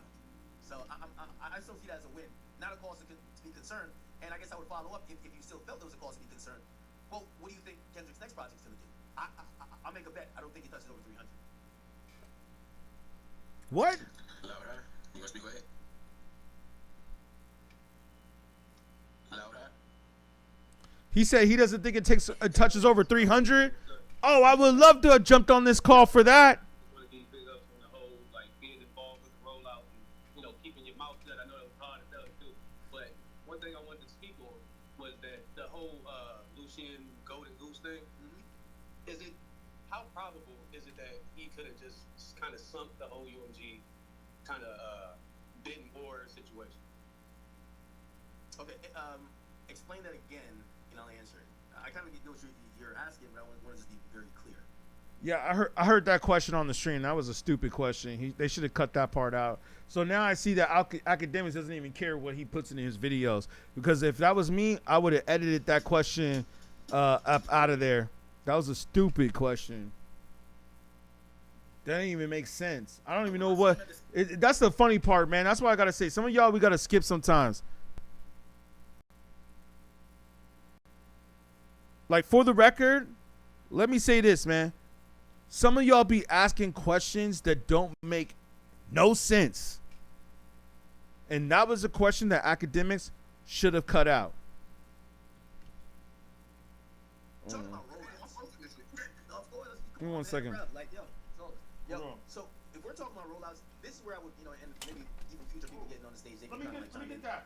Could we like rank some of the most elaborate and best rollouts we've seen? I think Kanye would probably be in the mix there. But I do gotta say, the guy took over an entire city. Bro, did you see the guy recorded a music video in the mayor's office? The mayor, like, he wrote the mayor a note and left, and the mayor, it's not even like his cat. It's not even like his cat. Like, the mayor is acknowledging this. Like, I'll give you a little tidbit. And I know they're gonna flip stuff, but it's fine. Yo, I've never seen an artist, and this is gonna sound mad glazing, but bro, this is only my experience, and I guess like if I don't say this, y'all be, well, I don't know how y'all can even prove it, bro. I was riding around with this guy, so all right, we gonna do what we do. Pause. That sounds good, right? So we do the shoot, and he's like, yo, Ack, I'm gonna go set you up at dinner, and then I'm gonna have to dip out at some point because I gotta shoot 2 more music videos, right? So he's like, I'm just catch quick bite with you, just chop it up with you, really hospitable, and then I gotta go do more music videos because he's really a night owl. He does this stuff. And we're going down, and we have like these SUVs that he had sent to get us. But he's like, "Nah, come roll with me. Y'all hop up in this SUV. This is blazing now, like this crazy, like exquisite, like presidential limousine type of thing." And I promise you, this is how the nigga moves. Nigga, this is gonna sound mad glazing. There's no way this nigga sound not glazing. Yo, I'm driving with this man in the car, and first of all, it's like a whole caravan. Like this thing really moves like that. Bro, I felt like every time it was a red light, it turned green for the one car gang. I'm like, yo, is there a nigga with a butt in here? Like, I swear, it's gonna sound crazy.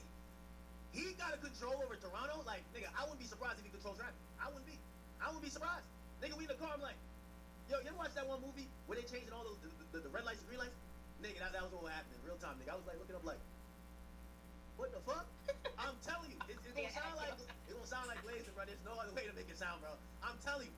I'm telling you. The freedom drunk nights act. No, I was not drunk. I'm telling you. I'm looking, I'm like, well, I'm saying for me.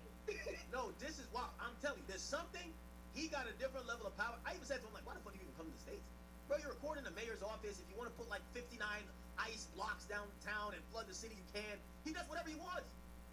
The guy does whatever he wants. It's like a politician, like, yo, dude told me, like, yo, customs come on the plane, just tell me here to meet with the boy. I'm like, what? Like, y'all got keywords? Like, the boy? This is an access code? I'm telling you, I've never seen, and maybe I just haven't been around, like, other powerful rappers, but I would beg to differ. Well, I don't know. I don't want to say that. Maybe somebody who's hung out with Jay-Z in New York probably sees that, where Jay-Z... I was going to say, like, it might be compared to that, like, Hov in New York. Maybe. Yeah, maybe. Hey, why don't Roddy Ricch say... Up there, Drake, too. It's Hov. Well, I'm just thinking about power. Yeah, Drake got power, yeah. Why they say when Roddy Ricch said he was supposed to go to Toronto and he got stopped at customs, he was supposed to go to meet with Drake, but he didn't get in. Why that didn't work for him? So why you don't got a song with Drake? I don't know. Maybe Drake ain't giving. I don't know what's going on, bro. I'll just tell you my opinion. Yo, listen. Maybe Drake is playing Border Patrol. I don't know. I'm just telling you what happened with Howard. So I don't know about Roddy Ricch's situation, man. But yeah. Crazy shit. Yeah. Hey, X, yo, Roddy Ricch situation. Yeah, yo, shout out Academic, shout out CNG, I know the vibe. And yeah, and it just lets Roddy Ricch. But yo, I'm seeing, I want to ask you 2 things, right? Yeah. First thing I want to say is that this is the best rollout of the century. When you're talking about making something. Yo, let me tell him this. Let me tell him that. Let me get him on. Rollout come alive in the imagination of the audience. Drake is really a creative director, if we being for real, but this is amazing. But when it comes to all right, we may have to jump up out of here in a minute. What is up with that, bro? Because I'm like, the whole video rollout, that's a whole proof. I'll tell you why Roddy Ricch didn't jump on. I'll tell you why Roddy Ricch didn't jump on was because Roddy Ricch is from Compton with Drake. Hold on. We may have to jump up out of here in just a second, though, y'all. But let me tell you guys this before I jump up out of here. I'm gonna try to get a couple of y'all on.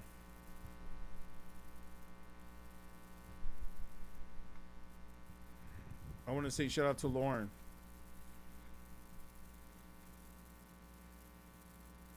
Hopefully it's connecting to you. All right, well maybe Lauren will jump on in a minute. But yeah. I'm here. Oh, hey, how's it going, Lauren? How you doing? What it do, babe?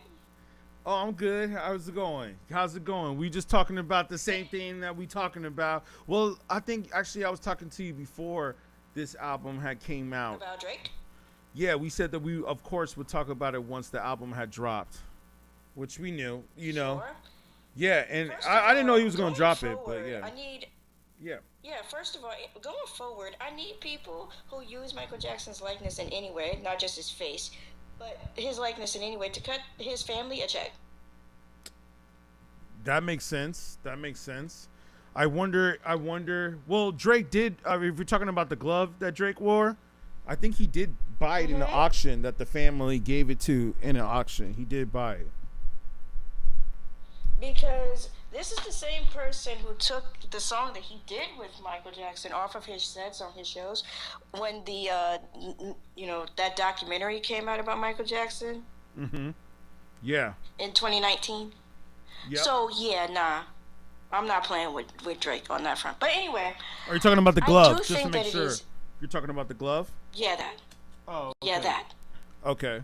So, with that being said, I do think it's easier for a person, because you were talking about people making negative statements about the album and not having listened to it in the full length or whatever. Oh, by the way, Lauren, real quick, sorry, not to cut you off, but you do see the comment right there, because I was going to say that, but you see the comment by, what's your name? Oh, his family sold that glove. Exactly. That's what I was trying to say. Yeah, Ben Munoz. Yeah, the family sold the glove.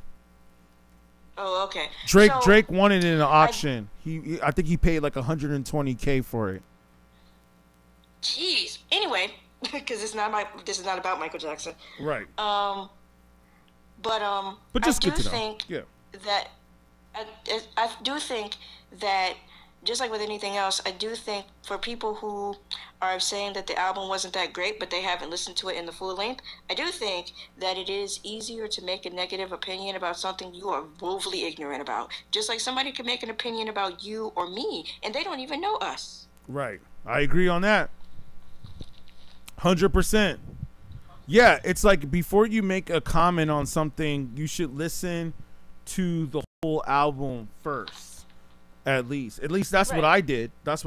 Like, but I already told you guys I was gonna do that. I already told you I was gonna. Just like somebody could say, Back to the Future is garbage, but they have never seen the movies. Are you serious? I never heard anybody say that. Thankfully, I never heard anybody say that. Nobody who has seen it. No, but if you've never seen it and you're woefully ignorant about the topic, and you just want to have something to hate on. Yeah. Well, there's people like that. There's definitely yeah, I think, and I heard somebody say this yesterday on the internet that kind of made me think, is that there's people who are just haters out there, like you were saying, and just they just want to hate on things. But what were your thoughts? Right, because there are people in this world who Drake doesn't know, who know him very well, and they don't like him at all. There are people who he has never broken bread with that swear they got beef with him. That's like a lot of rappers, right?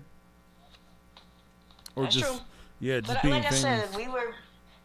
But like I said, there is a difference between rapping and, taking someone on a journey through your music, and I don't think Drake does that for me.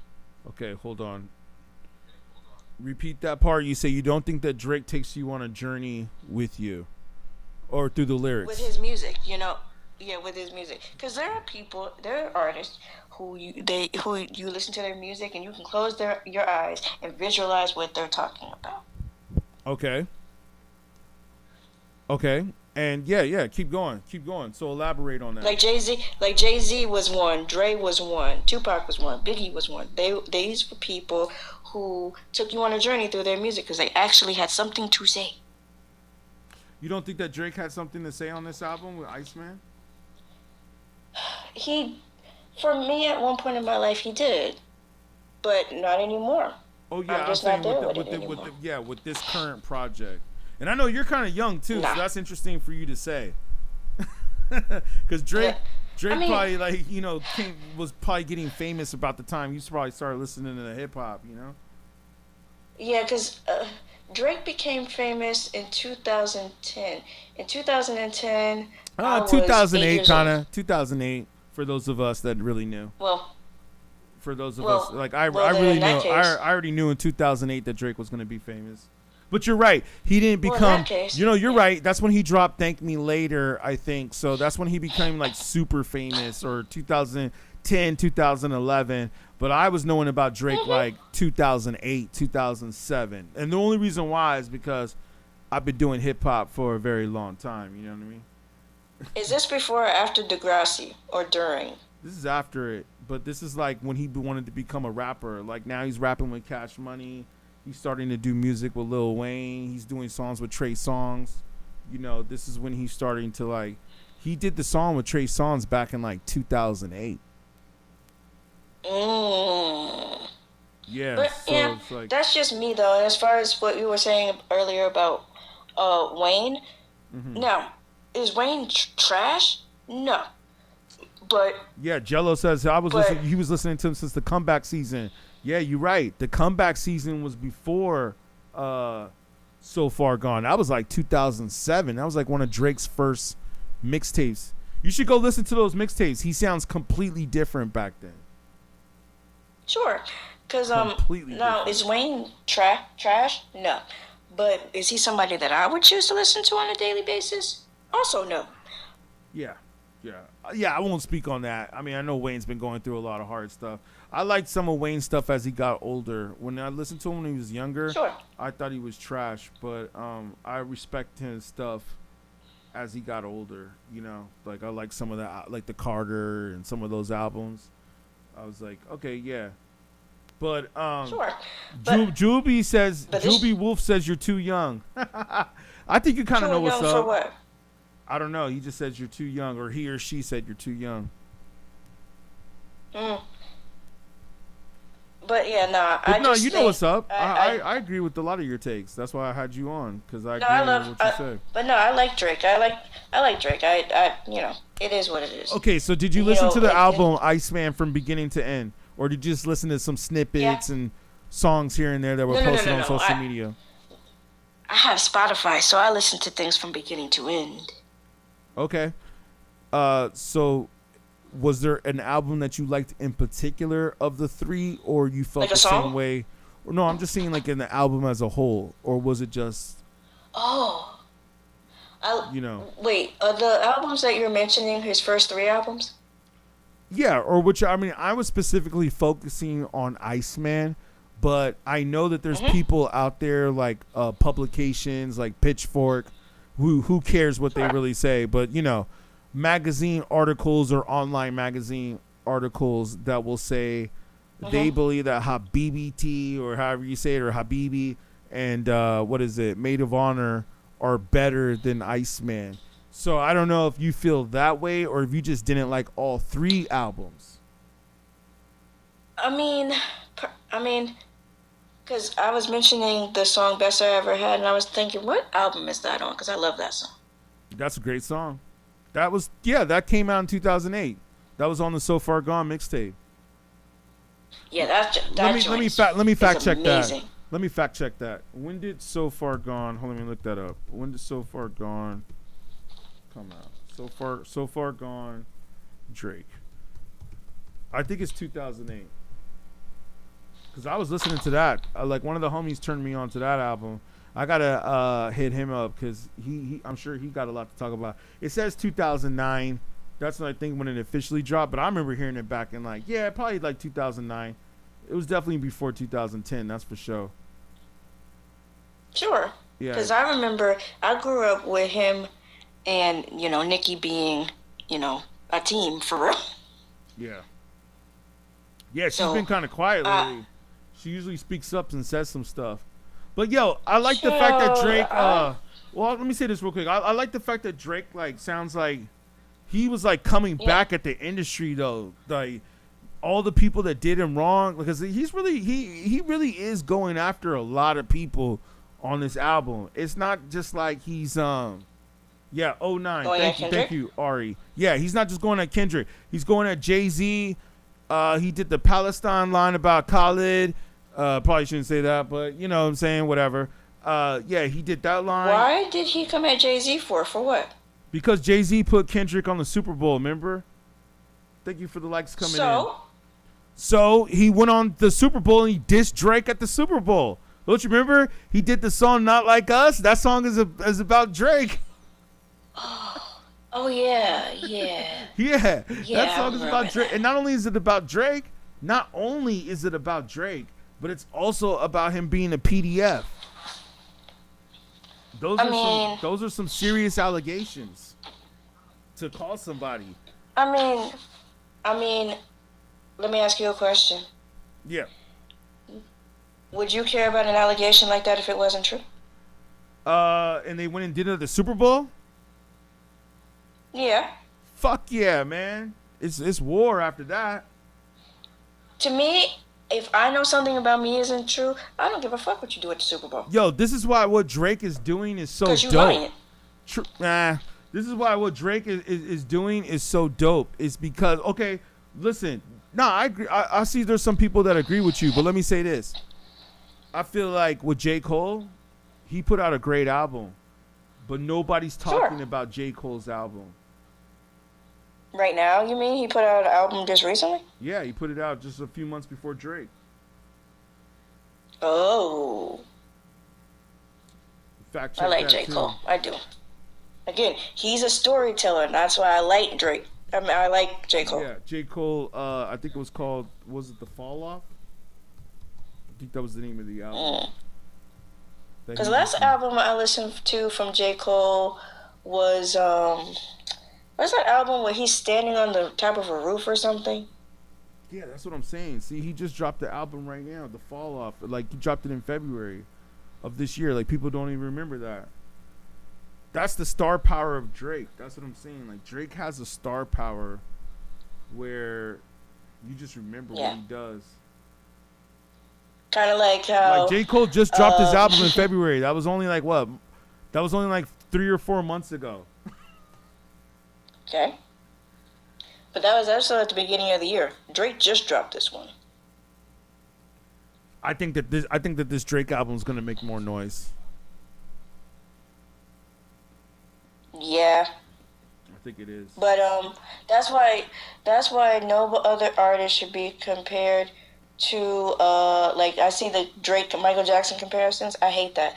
I have to kind of agree. I have to kind of agree with you, Ben. I have to kind of agree with you, Ben. Ben says you're not really a Cole fan because if you knew, you would have known he dropped. I don't know if you see that in the comments. I never said I was a huge I never said I was a huge J. Cole fan. Oh, okay. All right. No, I'm not a huge J. Cole fan. Nah, but I like J. Cole. Right. I like him. Right. Like how I like Beyonce and Nicki, but I'm not a Barb and I'm not a part of the Beehive. True, I feel you on that. I agree. I understand where you're coming from. You're not gonna listen to everybody. Like that's like me too. I'm a huge hip hop fan, and I may not be everybody, but there are certain artists that come out that I will listen to. Like if I know that they're gonna drop a project, I'm gonna try to tune in. Like Drake, J. Cole, right? Like I don't listen Kendrick. to these new artists the way I listen to the ones behind you. Oh, of course. Like I mean, I'm more of like, Kendrick might be a little bit after me, but. Yeah, I'll listen to Kendrick, you know what I'm saying? I mean, just like the generation I grew up listening to, you know? Like, Kendrick is a little bit afterwards, but I still feel like he's dope, you know? Like I like his music, I like J. Cole, and I do like Drake. And I gotta say, like I was saying earlier, that Drake, man, I think he just like understands frequencies, though. He's like beyond just rap. He's not, yeah, he's not just like a rapper. Like that dude understands the science. Rap is a lot of bells and whistles and, you know, circus acts. Well, now it's it is. Well, today it is. It wasn't like that when it started, but, you know. Yeah, but like there's a difference between rapping, and there's a huge difference between the whole act. If you are just talking about rapping, cool. But the hip hop industry is more than just rapping. There's a lot of bells, whistles, circus. Like I said, circus acts. Right. I see your point. I mean, yeah, man. I mean, yeah. Like with Kendrick and them, like I said, Kendrick, J. Cole, Drake. I definitely want to hear what these brothers are talking about. You know, like when they put something out, I want to know what they saying. And I gotta say, like, yeah, like Drake, I had a conversation. Yeah. Go ahead. I had a conversation with somebody on another panel, and they were talking about like whether or not the industry would be what it is if certain rappers were still here. And I'm kind of thinking, no, because certain people have to leave in order for the hip hop industry to be what it is. And the reason I'm saying that is because that's a deep point. That's a deep point, Lauren. That's a deep point. That's why I have you on the call. That's why I have you on the call, because you make some deep points, yo. And the reason I'm saying that is because if Biggie and Tupac were still here, it would just be him, Pac, and Snoop. I don't think that anybody else would be relevant right now. They wouldn't be as big as there are. People who have big years and big albums like Jay-Z and Eminem and all these people, it wouldn't be the way that it is. Because, Biggie had his lane, Pac had his lane, Snoop had his lane, and nobody was in their lanes, period. True. Thank you, Ben, for the likes, by the way. Logan says that's cap. Logan, explain. Explain, Logan, in the comments. Yeah, please explain. Yeah, explain. But thank you for the comments and the likes coming in. I appreciate y'all. Let me say this. I see your point. I see. That's like I said, that's a deep statement. Some people will say that a lot. Well, let me take that back a little bit. Jay-Z might be where he is today because he's going to be Jay-Z regardless. But other people, and I'm not Nas, so sure. Let's not forget Nas. Nas is pretty much. Nas is going to be. Nas, Jay-Z, they're going to be who they are regardless. But other people, I'm not so sure. Because, Biggie and Tupac are, who they are and stuff, but... Yeah. I mean, it's also like the fact of the way it went down. I was there during that time. So, you're talking to someone who, like, grew up in that time period. So I know the atmosphere during that. So it's like I don't just go back and look it up. Like, I was actually in it, And I remember, like...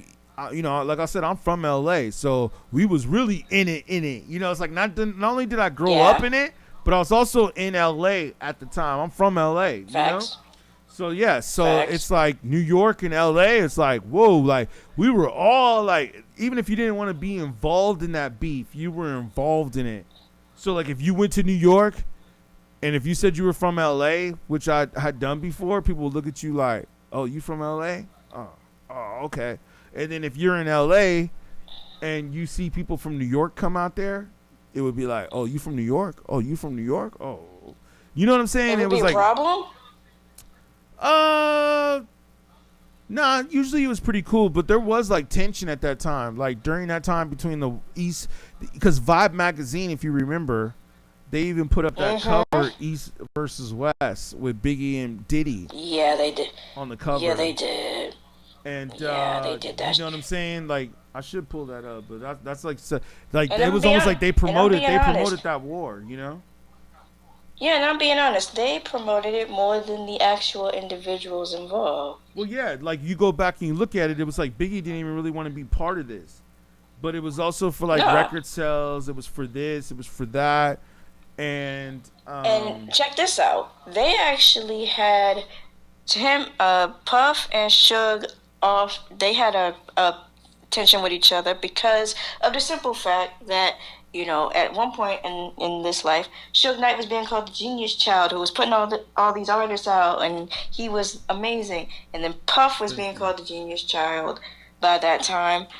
And also, one of Suge's friends at that time was unalived, and it was just insane in Atlanta, and it was just insane. Yeah.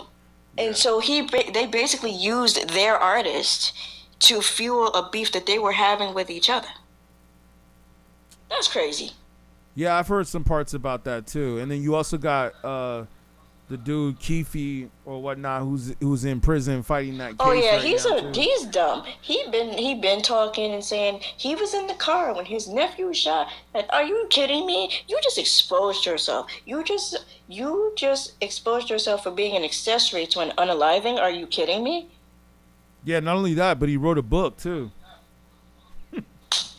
Even dumber. What is wrong with you? He didn't think that they cared back then, but they didn't probably. But times have changed.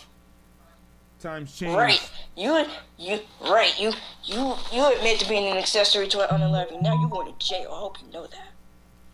Oh yeah. I mean, yeah. Don't look good for him. Looks like he's taking the rap. But did you hear though? And I'll just say this real quick. I don't know how deep we can go on this topic, but I'll just say real quick. Did you hear that the family, the Tupac estate, Shakur estate, is suing not only him, but I think also it's either the LV police, that department, or the LA, one of those. Nevada?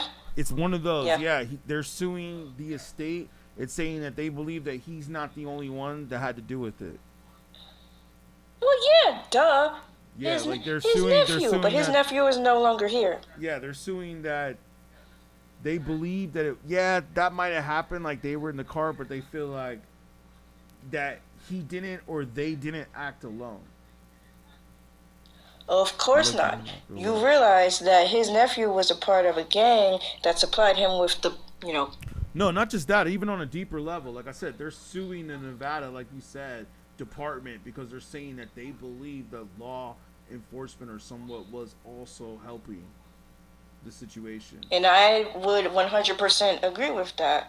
Like, why do you have ex-cops as why does Death Row have ex-cops as bodyguards? Especially knowing that they are engaging in illegal activity. Do you know what it is to work for a record label where every time you turn around somebody is in a room getting beat up? That was the way it was back then. I remember that. That was the era that I came up in. Like, if you were a whack-ass rapper, you would get your ass beat. Wow! Yeah, that's why you had to rap back then. You had to know how to rap back then. If you didn't know how to rap back then, they beat your ass in the studio. Yo. It was different in the 90s. I remember having... That's funny. No, because I remember having this conversation after watching the NWA story. And there was a scene in the movie where this rap group had gotten into it with NWA because they didn't want to do a certain song about a 6'4" or whatever that Eazy ended up doing. Right. They were just arguing back and forth, and he was like, "Wearing a Kango don't make you LL Cool J, nigga." I was like, yeah, I think I remember that scene. Yeah, I was like, that's funny. Nah, but I feel personally that people lose their lives over stupidness, and I was always hoping and praying that Drake and Kendrick didn't take it there. You don't gotta lose your life over this. I think a lot of people learn from Tupac and Biggie. Same thing with Jay-Z and Nas. Let's not forget that was a pretty intense battle that happened before this. You know what I mean? So thank you, Ben 50 and Munoz, Ja. for the likes coming in. With 50 and Ja being enemies. Yeah, no, I just wanted to shout out Ben Munoz real quick. He's been liking the live and sharing it and supporting it, so I definitely appreciate it. But yeah, Lauren, I appreciate you. Let me see. I might get a couple other people in here. I don't want to have too many people in here at once, but here, let me see. Somebody wanted to jump in. Let me see if we can get another opinion just in case, Hold on. Yeah. Let me see if they're still here. But yes, I appreciate you sharing the live and giving the likes, Slim, or can you hear me if I'm saying your name right? SLM? Yes, sir. Can you hear me? Yes, I hear you just fine. What's going on? Just taking this album all in. Actually, just listened to Habib 2 for the first time. But I guess I'll stick to ICEMAN. Did you all listen to the Rick Ross interview or part of the Rick Ross interview he did on PBD? Yeah, we were just playing it. Oh, were you? Okay. So the part where he's like, they don't have that in New York. That. Alicia Keys. Yeah, he's trying to say how like there's no like hit in this, and you know it made me think like. You know, you look at Beyonce albums and people like to discredit her writing because, you know, she'll have like 1,000 writers or, you know, so many different session artists that come in. That's because she's trying to make every album like a piece of work, right? Like there's a real amount of dedication put to this. Right. Facts. It doesn't sound like Iceman that there's been such a long-standing set of work put into this. It sounds like it's Drake and his buddies put this together and put it out, and there isn't much more than that. Like I'm sure. Or on all three, you said. I'll speak to Iceman specifically because I didn't take too close, but listen to the rest. You know, it seems like a thing where he's gonna make a lot of money back from this because not much money was put into it. Actually, I heard he spent $8 million. Say what? I heard he spent $8 million. Where? Where? Right where? I'll tell you in just a second, but keep going. Okay. In the videos, I could see that, but even the videos itself that have come out, a lot of them are just him standing around in a room jigging. He's not like, it's not like he.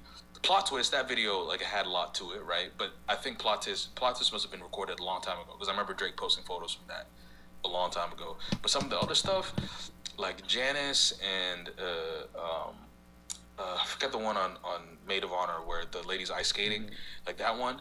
It's like one scene.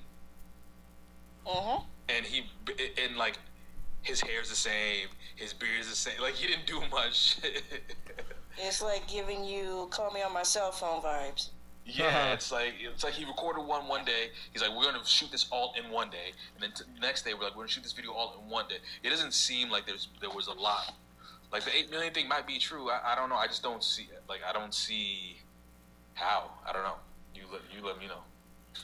Yeah, while we're on the topic, he's using Michael Jackson's glove on his albums.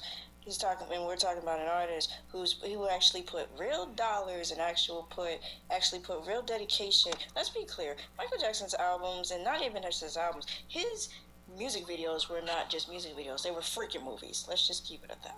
True. And you could actually tell the budget that he put into his stuff. Yeah, I mean, and that's what Ross is saying. He's like, where's the thriller?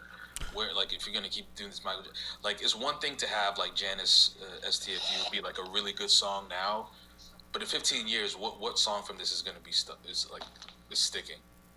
So you kind of like how. Sorry, not. Thank you, Jello, for the follow. By the way, so you, I just wanted to ask real quick. So you think that Rick Ross was right in what he was saying? Absolutely. Yeah, 100%. I think he's joking in how he's saying it, but the essence of what he's saying is correct. That it's very true. Is that like he's saying, where's the Alicia Keys feature with you know that's gonna be on the radio that everyone's gonna hear all summer. There's just none of that, right? Where's the he's like where's the thriller? Where's the like truly what is the song here that's supposed to be flagship? Iceman, you've been selling us on this Iceman for over 2 years now. What is it about this Iceman that we should have been waiting? What difference is this between this and For All the Dogs? You can say maybe this is better than For All the Dogs, but like what it definitely is better than For All the Dogs. It definitely is better than that album. Yeah, no doubt about that. It can be, but I'm saying like what separates it? Like what really separates it? Yeah, I can take that. I see some people in the comments saying some stuff. Y'all should check that too if you get a chance. But yeah, kind of like how somebody was asking, because I can remember a long time ago, somebody asking Beyonce, what song do you think you'll be remembered for? And she said Crazy in Love, and I can see that because it was a cultural phenomenon. It was every freaking where in 2003, and she has been living off of it ever since. I don't think Drake has those songs no more. And it's still going for Beyonce. She had Cuff It in the last album. Thank you. I'm forgetting off the top of my head. Well, let me speak on this because I was speaking on Drake anyways. What I'm saying is this though, because I do see some people in the comments. What I think is one person made it clear in this comment in another panel that I was on is that it's not just Drake's rhymes, it's also the fact of the beats. Like you could just take his lyrics and his words off of the beats and just have the beats play alone. I'm talking about Iceman specifically. On Iceman specifically, I feel like the production alone in some ways is just spectacular. Like Drake is not a rapper that's just where he is because of coincidence or because he was on a TV show. Like there's a lot of people that were on TV shows that try to be rappers too, if we want to really go down that rabbit hole. But what I'll say is that but he's a good rapper. He's definitely a talented rapper, and he can sing, and he knows melodies, he knows frequencies. And like I said, I'm a Kendrick fan straight up. Like I love G and X. You could go to my YouTube channel right now and you could see me kicking it with Kendrick though. Like I'm not just a Kendrick fan. I actually have met Kendrick a first time. Like I don't think GNX also has those. But like I said, I think the ICEMAN, I think the way he came back on ICEMAN, he did address everything. He gave an album that everybody wanted to hear. Everybody wanted to hear Drake address the battle. If Drake would have just put out the R&B album and just sang to girls, he already did that with Sexy Songs for You with Party Next Door. If you don't remember, he just dropped that like last year or a few months ago. You think people actually absolutely, man. He gave 3 albums what people wanted. It wasn't just the ICEMAN. It was also, listen, the ICEMAN is for the people that wanted to hear him rap. The Habibi was for people that are chilling with the women. Like if you're a man that knows how to get girls, that's who that's for. If you don't know how to get girls, which a lot of these dudes don't out here, they don't understand that album. That's my truth, and that's a whole nother subject. That's a whole nother deeper subject that we can get into. If you're a man that doesn't know how to get women, you're not gonna understand the Habibi album.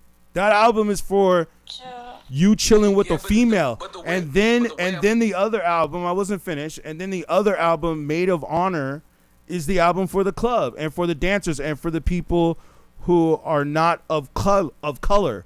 It's for the people who live in the suburbs, for the rich white people, the people who don't understand hip hop culture.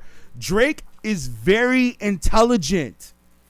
And let me say, you do not get to that level of success without being intelligent. I think that he lost the battle to Kendrick. Actually, I know. He lost the battle to Kendrick. But what I will say, though, is that the way he bounced back with these 3 albums, and it was also probably to get out of the contract with Universal. Let's not forget that. Thank you for the rose coming in, Mr. Freeze. I appreciate you. See, I know people are agreeing with what I'm saying here. They're sending roses and stuff. Thank you. What I'm saying, though, because I understand hip-hop, man. Y'all forget, man. I mean, not y'all, but I'm just saying. I worked in the record industry. I understand music, and I understand frequencies. A lot of people don't understand frequencies. And that is the reason why Drake is so successful, is because he knows how to hit frequencies that other rappers don't, man. Kendrick does too. Don't get me wrong. Kendrick does too. So yeah. To that specifically, we're talking about understanding music and all that, music theory and all this thing. And I think that's part of not really music theory, more so frequencies and sonic sound, like sonically, like Michael Jackson spoke about how to make sonic sounds. Him and Quincy Jones. There's a 100%. YouTube video of it where they're speaking about how to make sonic. I'm sure Drake studied that video. I'm sure he did. Part of what I'm not seeing on ICEMAN that I feel like we should be seeing is like you listen to songs, right? Like usually you have a verse, chorus, pre-chorus, or you may have pre-chorus, then the bridge, and then you have the third verse, and then you have an outro, whatever. I don't think there's really any song that in ICEMAN that has that flow. Did you listen to Don't Worry? Don't Worry has the chorus, the bridge, the hook, and the rap. That's a pretty, I don't hear nobody talk about that song. I know that's a sleeper. It's very few of those songs. And let me speak on this real quick. There was something else now I remember you spoke about the videos. I think that was the genius of this rollout that Drake did. And by the way, that's a whole nother subject, how Drake just made rollouts popular again now. Because Kendrick and everybody else was just dropping albums on the spot. And Drake was like, nah, I'm going to do an official rollout. And he dropped pretty much a video to every song. But this is the genius of it. Thank you for the roses coming in again. This is the genius of it. Is that I think he did it like that to show you, like, hey, even though I'm a billionaire and I'm a billionaire rapper, I'm gonna do this as if I was a rapper coming up. And he's showing you, like, it don't matter if I have a big filming crew. This is why the beard looks the same and why the braids look the same. It don't matter. I'm up here and I'm just going to rap. You're right. If you go back and you watch the video, What Did I Miss? It looks like that he's rapping in front of his phone on top of a tripod. Like, he just put his phone on a tripod and he just started rapping in front of the tripod. Expect more from the top Like, nah, man, because look, there's a lot of rappers out there. There's a lot of people who want to be in the music industry, and there's a lot of people who want to rap, and they make all these stupid excuses, like why they can't make it. And Drake just basically showed you, like, hey, man, I'm going to just go out here and I'm going to do a video to every song.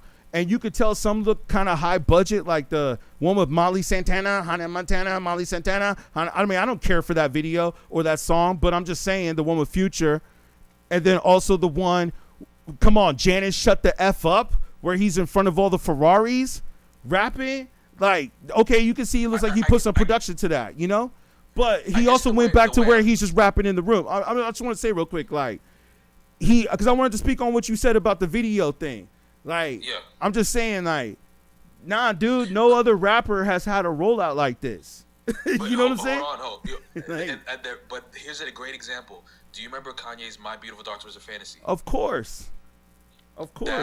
So I remember Kanye before that, for College Dropout, before he dropped College Dropout, when Kanye was rapping with Dilated Peoples. Yeah, no. I'm not saying like no. I'm talking about like in that album. Remember, he released the Runaway movie. Yeah, that's one of my favorite albums. It's one of my favorite albums by Kanye. Yeah. But in that movie, because I think there's like, I see what you're saying from the idea of like Drake is showing like, you know, you don't need to have a big budget to do the things. But I think there's also a sense of like, with having the ability to have a big budget, there's an expectation that you use that budget, and we see what that comes out to. Kind of like with My Beautiful Dark Twisted Fantasy, we saw that feature level. He had like a 40-minute film that went with the album, which clearly was like a film. Like he got Hype Williams, he got like actors. He like made it more than just a music video, right? He made it a movie. Like he tried to make it like how Michael Jackson made the Thriller movie, like movie music video with it, you know? Exactly. It was similar to Thriller. It definitely reminded me of that. Yeah, it definitely reminded me of that. I feel you. I still got you on, Season. Mr. Freeze wanted to jump on and say a few things. I don't know if you were here. Yeah, what's going on, guys? I just wanted to say, man, that all three albums are actually great. They're all classics. This isn't no glaze, but what it is like you actually have to take the time out to go out and listen to these tracks. What makes something a classic? What makes something a classic? Yeah. Yeah, even Academics, the #1 glazer, I'll just say real quick, of Drake, he even said that he doesn't want to put the classic word on it yet. But I do think that ICEMAN is a classic. I think it's one of Drake's best albums. It's definitely in his top 5 albums. Listen, man, people aren't going to Drake to hear how to free the world in politics. This is why he didn't speak on the MAGA thing. You know what I'm saying? Like, it's not his responsibility to do that. Plus, he's not even American. Like, his job is to make people listen to music and have a good time too, and that's what he did. What song's gonna stand the test of time? Man, like, Janice, Shut the F Up, STFU. Dude. That's a dude. That beat. If you can't hear that beat, if you can't hear that, nah, man. You ain't in tune. You ain't in tune. And I hate to say it in some ways. You might not be in tune, man. Like that shit. Like you could take Drake's lyrics off of that song. You could take Drake's lyrics off of that song, and that beat alone is fire. There's a lot of great beats out there. That's what I'm trying to say. But it's also how you rap on them too. And Drake raps on them better than a lot of rappers. He does. SLM. He does. Do you listen to all genres, or you just listen to rap? I listen mostly R&B, rap, and mostly R&B. Honestly, is my favorite genre. Okay. But beyond that, obviously, I listen to soul, neo soul, all of that as well. But mostly, black artistry is what I listen to the most. Oh, he's like me. What's up? I feel you, and that makes sense why you don't understand, like Maid of Honor, for example.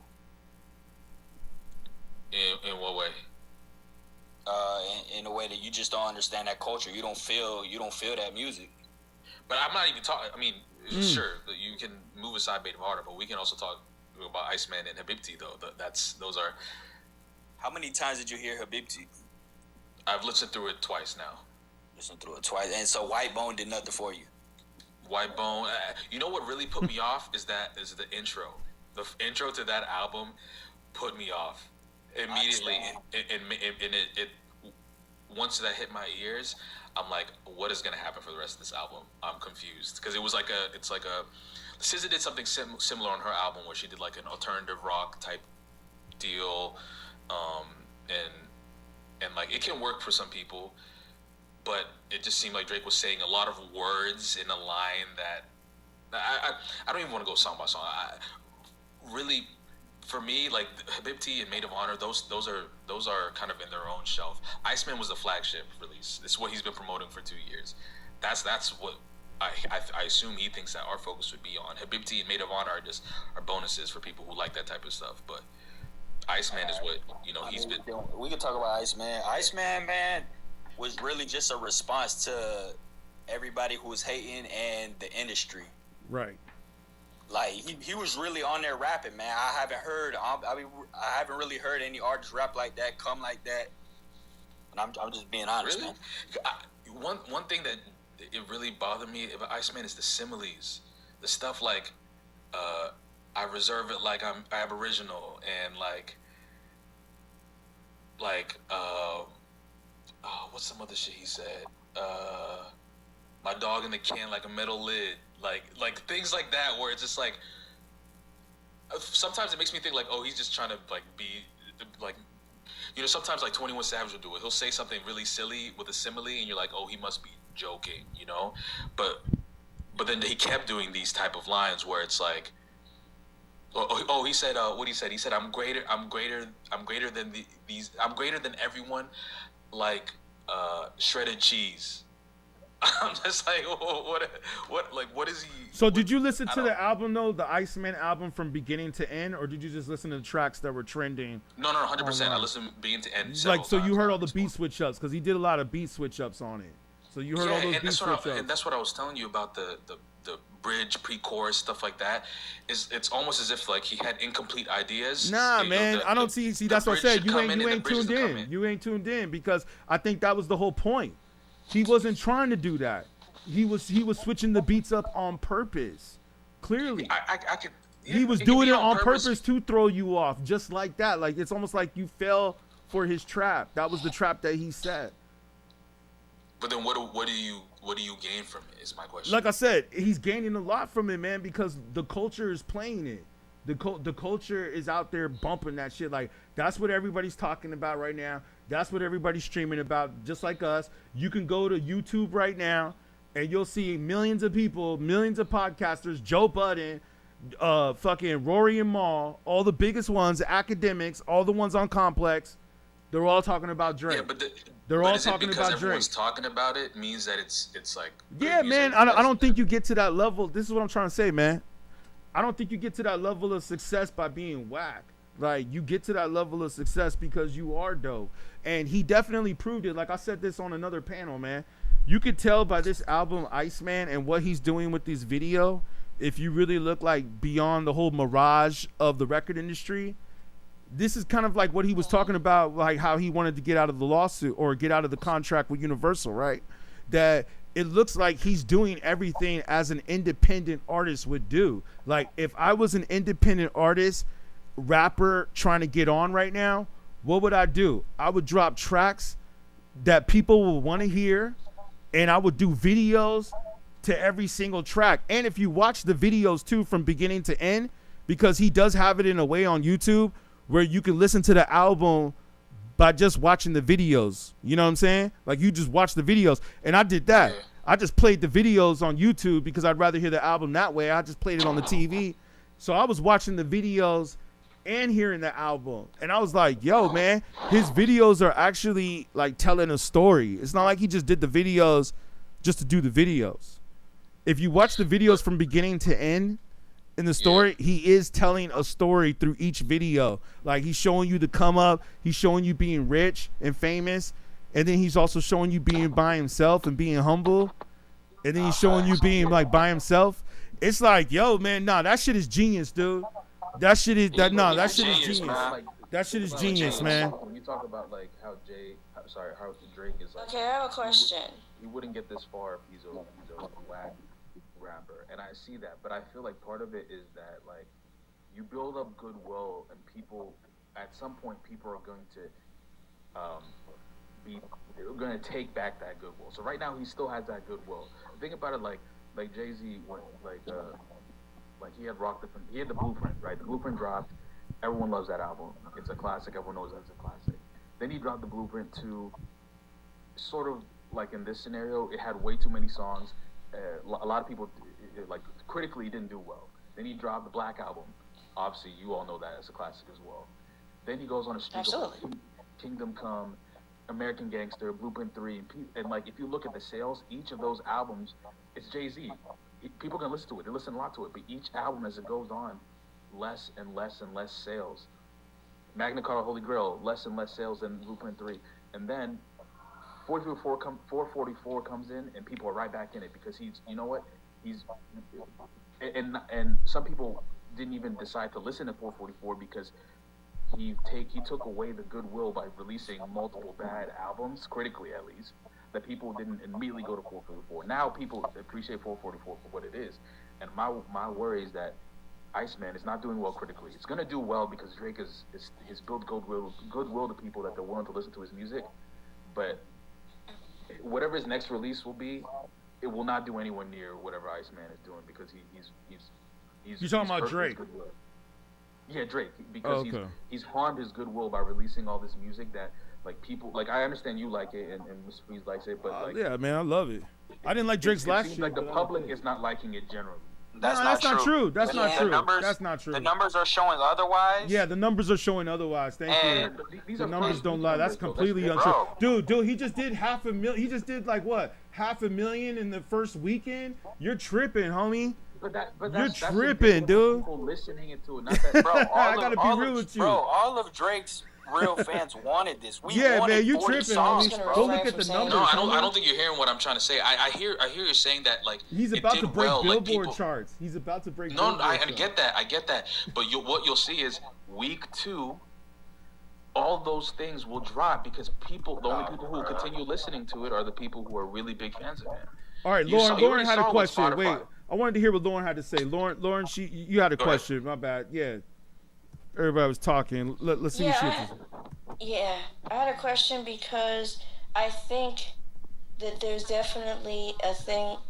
What he was saying about Drake fans being all rah because they really like him, but I think for me that I listen to music based on if I'm going to remember it for the rest of my life. Like, I remember where I was when this song came out, or this song.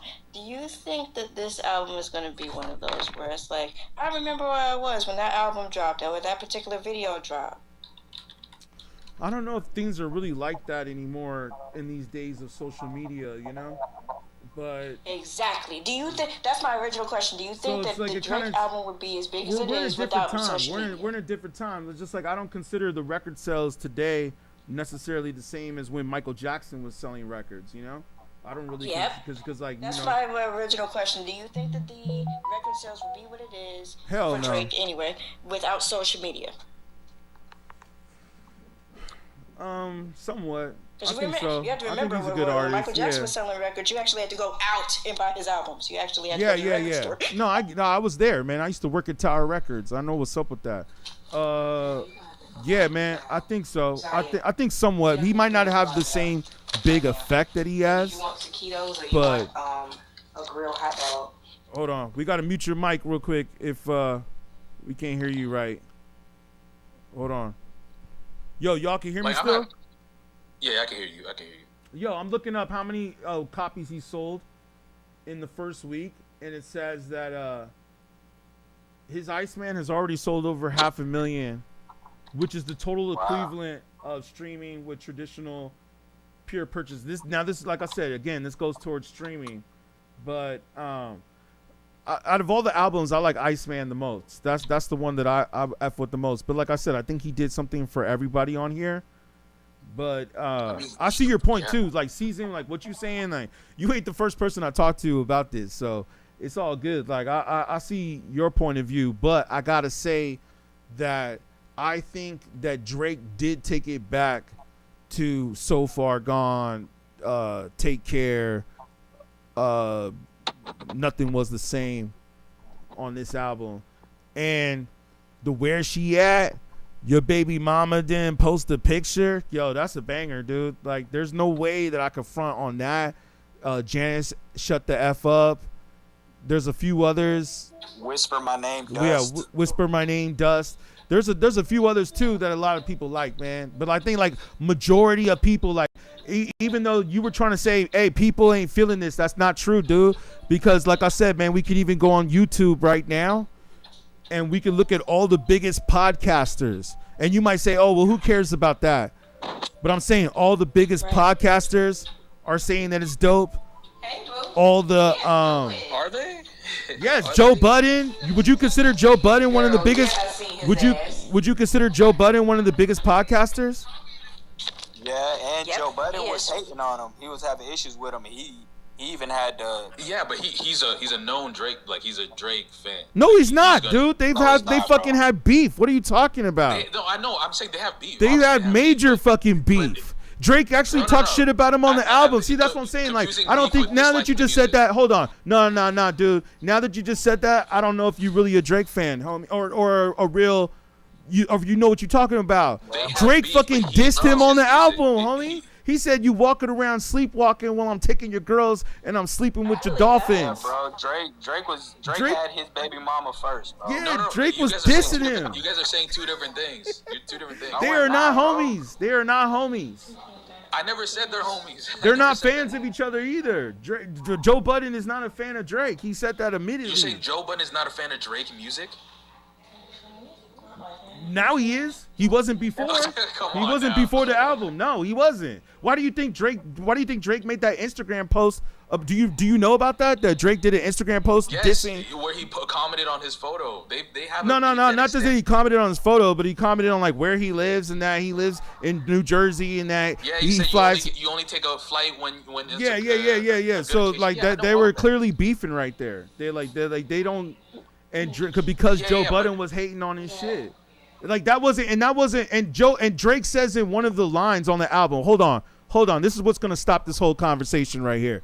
Is that Drake says in a line with Joe Budden, he said something about, what did he say? It was really bad, where he said something like, yo, he said, I'll take your girl, like basically saying, I'll take your girlfriend from you, I'll take all your girls and whatever, and maybe you'll live to see another day, it's all good, or maybe you won't, like who cares? Nobody's like, he basically said like no one's gonna give a shit if you ain't here. You guys are talking about personal stuff. Nah, that's disrespectful, dude. That's disrespectful. I know, but you guys are talking about personal stuff. I'm talking about Joe. He said that on the album. No. I'm saying Joe Budden enjoys Drake music. They have a beef, but he enjoys the music. Oh yeah, I mean, how could you not? He makes good music. That's my point. No, I mean, there's people who don't enjoy it. Even Charlemagne was tap dancing, bro. Yeah, and he's a hater too. Basically, he really doesn't. He just don't like Drake. Yeah. You can't hate on this. You can't hate on this. Couldn't really hate on ICEMAN. I mean, look, we'll see. We'll see week 2. No, we will. What the streams are looking like. I think it's getting better with time, man. Actually. It is. Because it's getting better. It's getting better with time. Dude, it's the dopest shit that has come out. And like, if you can't hear it, like homeboy, like Mr. Freeze already said, man, he analyzed the music that you like and he called it. Like that's probably like it's like what did he say? I didn't even talk about Maid of Honor. Hold on, bro. I'm gonna say this real quick because I think it's important.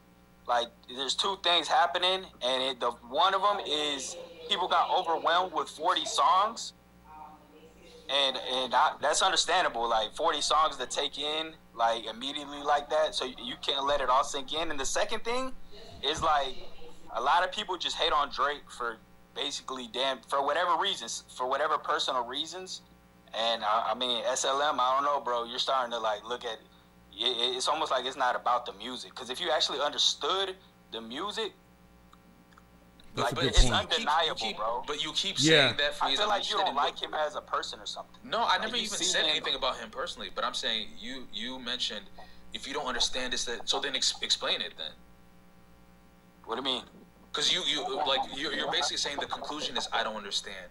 So I'm like, okay, then explain What why. I'm saying is, no, hold on. What I'm saying is, like, you can't feel the music, bro. But I'm asking, why do you think that is? I'm saying you might can't relate to it, and that's okay. And why do you think that? Because it's undeniable, bro. That's what I'm saying. It's undeniable.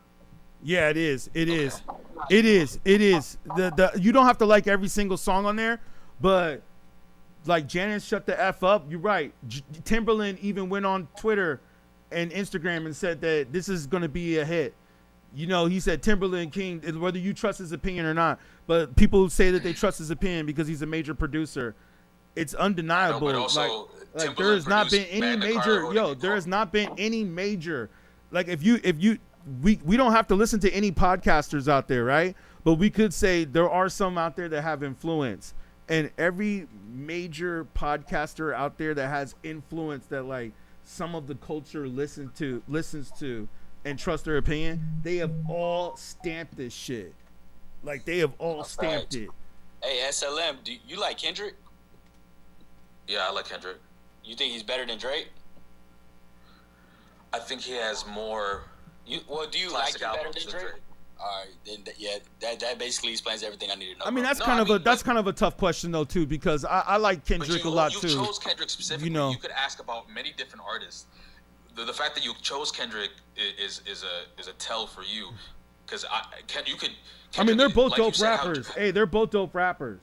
Like Yeah, Kendrick is also tapped in sonically, and like there's certain rappers I think that know how to tap into a certain frequency. Kendrick is also undeniable, the same way you say undeniable. Yeah, they're not just rappers. They're not just getting in front of the microphone like just rapping. Like those guys know how to like lock into some shit. They know how to like lock into like a higher power, so to speak, through their lyrics. So they're not just, but like it's also about recognizing. I think what we're trying to say is that it's also about like recognizing props when props is due, and it's like, yo, like with the way Drake came with this project, it's just like, yo, man, like Mr. Frew was saying, it's undeniable in a way. Like you don't have to like every song, but like, as an artist, I expect you to curate your music for me. So whatever project you're putting out, you're saying, this is my work of art. And I think by putting out nearly 50 songs, you're saying that you don't, as a listener, as the listening audience, you're going to sift through this and find out something. You're not trying to curate something for me. And Drake actually said this on the Nardwuar interview he did. This is years ago now, at this point. It's like Views, before Views, actually. Nardwuar asked him, like, oh, are you going to ever like basically kind of do what like I don't know, like Andre 3000 or some of the artists have done, where they make like a 12-song album. Those 12 songs, they put their heart and soul into it, and put it out for people to listen. And Drake said no, he just wants to give people as much music as he can.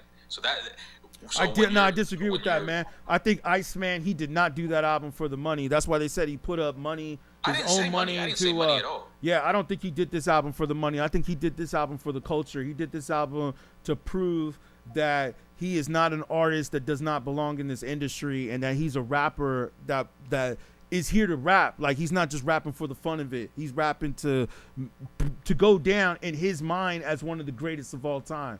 That's what I think. Well, that's the message I got from listening to this album. I don't think he's playing around. Those 6 albums you got behind you, right? Paid in Full, Dude, Blueprint. You're where's putting she ICEMAN at? in that. Where's she at? Everybody's saying that shit, yo. Where's she at? Have you been I'm on asking, TikTok? are you Do you go putting on ICEMAN in that TikTok? list that you Or have you're on behind you? TikTok? We're on TikTok. Like, we're on TikTok right now. I forgot we're on TikTok. I thought we was on Twitter for a minute. But it's like, yo, we on TikTok, man. Like, have you gone through the feed of TikTok? Like, yo. I'm saying those 6 albums that you got behind you, you're putting ICEMAN in that list. Are you talking about like or these albums? These are 6 out of 10. This is 6 out of 10. This is 6 out of 10. I'm asking if you're putting ICEMAN in that group. I mean, the album's still new. The album's still new. It could definitely. I'll tell you this. I would have to sit on it for a minute to say my top 10. my top 10. This ain't even top 10. This is 6. So I still got 4 more slots. Yeah, I'm not even saying. You know what I'm saying? But let me say this. But let me answer the question. But let me say, like, I could definitely say right now, it's definitely in my top 20 or top 25 for sure. Albums ever. Yes. Yeah, it's one of my favorite Drake albums. I have Drake in my top 20. Drake albums are in my top 20. How many Drake albums do you have in your top 20 then? Me? Yeah. I probably have about before Iceman, right? Before Iceman, including Iceman now. No. Let me say first. Before Iceman, I probably had, because that's probably more fair to look at it that way. I probably had like 2, maybe 3 at the most, Drake albums in my top 25. I'd have to say, probably like 2 or 3, maybe 2 for show. 2 for show. It's kind of a tie. I'll tell which one. It's kind of a tie, even though one of them's kind of a mixtape, but it's kind of a tie between So Far Gone and Thank Me Later. But I'll say this though, that and I'm a Drake fan, man. So I remember my homie. 15% of your classic albums include Drake, is what you're telling me. Definitely, man. He's definitely one of the best rappers that have ever rapped. If that's what you're asking, okay. I think so. He's definitely one of the best. He's definitely one of the best, no doubt. No, I agree with that. I just think there's a lot of rap out there, even from people he's one of the best. Listen, when I heard So Far Gone, and Lauren was on the call earlier, and I'm sure she would have agreed with this. If when I heard So Far Gone and I heard the best I ever had, she's the fucking best, you the fucking best, I already knew he was gonna be famous when I heard that song. Nah, facts. And I don't even like that song to this day. I like that song. One of the ones. Nah, that's fair. A lot of people do, but just personally. Yeah. And I'm not even saying that it's wrong. Like, I'm saying that, like, if you're saying 15% of your classic rap albums are Drake albums, like, I'm not saying that, like. That's not 50%. That's not 50%. That's, I said 15, 2 out of. 15. No, that's not. I don't even know if that's 15. I said 2 out of 20, 25. That's like. Including Iceman now would be. 3. I would say Iceman would probably replace one of them. I think that Iceman would probably replace Thank Me Later. And I think that So Far Gone is still one of my favorites. Like I said, when I heard that mixtape, I already knew he was going to be famous. I was like, this dude's going to be famous. And he wasn't even famous yet at that point. He wasn't famous when I got his mixtape. So it's just like, yeah, I already knew at that point. Same thing with Kanye, though. He's not the first one, man. I know a lot of cats. Post Malone. A lot of these dudes I already knew before they were going to be famous. Tyler, the Creator. So, you know, but yeah, Drake went to like a whole nother level. You do have those rappers that like go to a whole nother level. You know what I'm saying? Like, and he deserves it. But I think with this album, Iceman, I think that he definitely did not do it for the money. I don't think, and that's why the videos look the way they do. I think they look the way they do on purpose. Like, he could easily have a high budget video, which he kind of did in some. The one with Future. I wasn't necessarily saying he's doing it for the money. Yeah, the one with Future is high budget. I mean, he definitely got some high budget videos. Like, if you go back and watch the one, he's doing it for the money, but he's trying to flood the market so he doesn't have to be the one to pick what is the hit. You believe that? I've heard some people say that, but you believe that? I don't know if I really believe that now that I look at the fact that he had 3 albums to fulfill with the contract with Universal. Well, I think based on the fact that the amount of music he's just released. But you know that he had a contract to fulfill with Universal and that he was having his beef with Universal as well, right? Sure, but I'm talking about this is even prior to that. Yeah, but he dropped 3 albums, people are saying, so he could get out of the contract. Oh, yeah, that's a fact. It wasn't just that he dropped the 3 albums. Yeah. He raps about getting out of that contract. Exactly. So it wasn't like he just dropped 3 albums. That's what I'm saying. I think he did like a whole strategic thing that you're not seeing. It's like you're playing checkers and he's playing chess. I don't, but is it strategic to just Yeah, it's very strategic. It's very strategic because now he can be an independent artist and get out of his contract, which he clearly wanted to because he feels... But I'm saying it's working against him because people are now flooded with all this music that they can't indulge, you know? It's not working against him because now the labels are offering him billions to re-sign. Exactly. Billions. It's never been done. Yeah, he's breaking. He's changing. Listen, Drake is going to change the record business. And you just reminded me that was a video I was supposed to do, man. Drake is going to change the music business because of this. The album that he did release is like one of the most acclaimed albums ever. What? As well. Wait. I said Frank Ocean did something similar with Endless and Blonde. Oh yeah. He kind of did. I know what you're talking about, but what I'm saying, what Drake is doing right now though, is that they're gonna probably change that whole 3-album release deal, because I'm pretty sure they probably had it where he was gonna drop like 3 albums left in his contract over time, but then the battle or the beef with Kendrick happened, and the fact that if you do your research, Kendrick is also on Universal as well, so they're on the same label, and they both were beefing with each other, and he feels like Universal pushed Kendrick as well more than they helped him. So that's why he was like, all right, you know what? F y'all. I'm just going to drop the 3 albums right now. You know what I mean? Get up out this contract and do my own thing. And he probably didn't even ask them. This is what Joe Budden said. Joe Budden even went up on the podcast, because I watch what they be saying too. And Joe Budden even went up on the podcast and he said, yo, you could tell that he shot that video. He shot those videos on his own. He probably didn't have no help from the label. They probably didn't do nothing. They didn't carry no Ice Cube on the set. It shows, though. It shows. And that's the whole point, because he's showing you that he's independent. Do you see what I'm saying? You don't understand. He's showing you that he's independent, and that he is not only independent, but that he's getting out of his contract. It's like he's doing chess moves. But I think it's so obvious that it's not chess moves. You know what I'm saying? It's like we'll see. I doubt that, man. I don't think Drake is stupid. No, I'm not saying he's stupid, but like you're saying. Nah, man. I think that he's thinking well thought out, just like Kendrick does too. When Kendrick drops an album or puts something out or puts a song out, it's very well thought out. I think that what these guys do is well thought out. They have the money and they have the time to sit back and think things out and plot things carefully. That's one of the beautiful things about being rich, man. Basically, since 2018, Drake has been releasing something every year. So well, yeah, he started to roll out a year ago. He dropped what is it? What Did I Miss? He dropped that about a year ago. So yeah, I'm talking about albums in general, because he dropped. Basically, this covers the 2 years that he didn't drop, like 2024 because of the beef, and then 2019.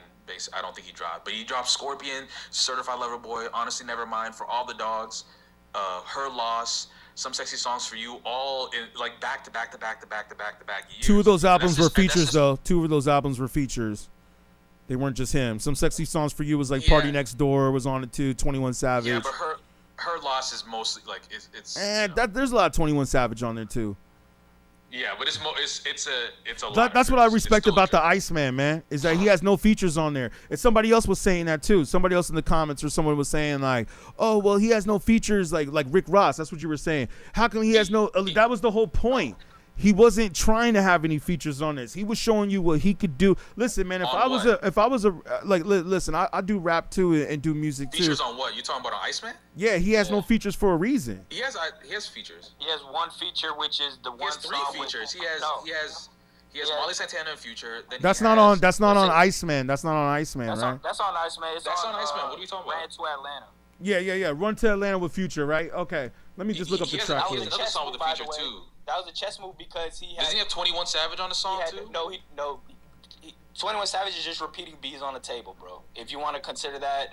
Yeah, that's not really a feature, exactly. I mean, you can't say it's not a feature, and then he. Nah, he's just saying the same words. He's just saying the same. It's like fucking what's his name? Homeboy on Drake's spooky, scary, spooky, hilarious. Yeah. It's the same thing. He's just saying the same 4 words. But those add to the which song. could be a jab. Which could be a jab at Kendrick. Now that I think about it, that could be another jab at Kendrick. Having 21 Savage just say the same 4 words over and over again. Have features like J. Cole's 2014. That legitimately had no features. This definitely has features. I like the J. Cole. Classic, by the way. I love the J. Cole album, man. That, and I like the new J. Cole that came out too. But a lot of people forget about that. But I like the new J. Cole that came out. But I think like Drake, man, like you said, man, it's just undeniable. Like he can't. Like you said, time will tell, and I'm pretty accurate with this stuff. I think like time will tell. Like if Drake doesn't get a Grammy for some of these songs, he might not get best rap album or best. There's no way he gets a Grammy for Nah, he should. Like you're gonna hear it here first, man. You're gonna hear it here first. I'm gonna go ahead and predict this because usually if there's a Grammy, I'll give you $50. No, give me 1,000. Give me 1,000. Give me 1,000 because I've already predicted stuff on TMZ that came true. So like I'll say, give me 1,000. I'll tell you right now, if he doesn't get a Grammy for any of these tracks, the Grammys have straight up hated on him and have blacklisted him. What track do you think it would be?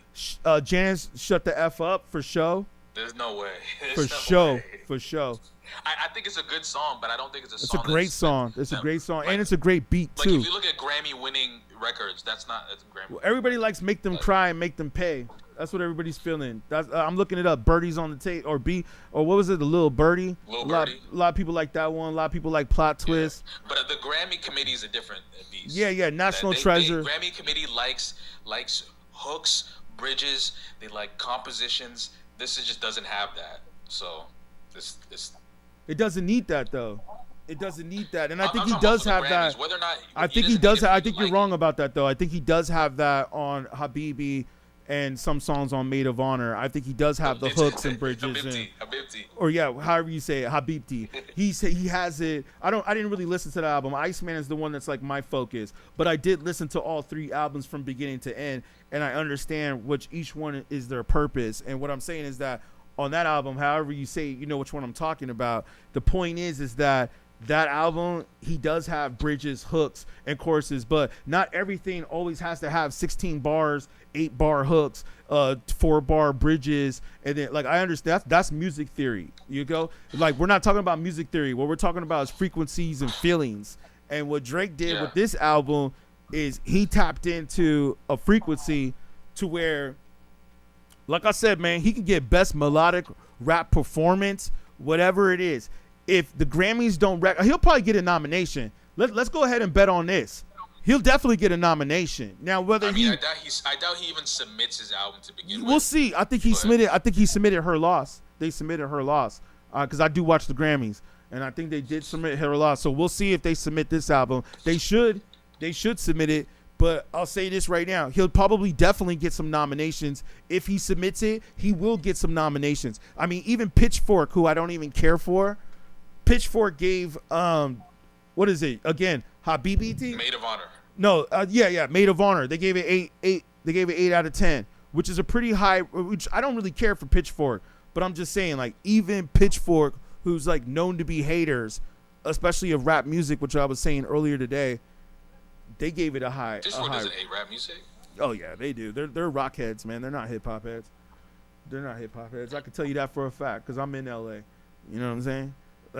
Or they're in New York, they're in LA too. Even though I think their headquarters is in New York, they got offices in LA too. But I gotta tell you, man, I know the people that work over there. They ain't hip hop heads.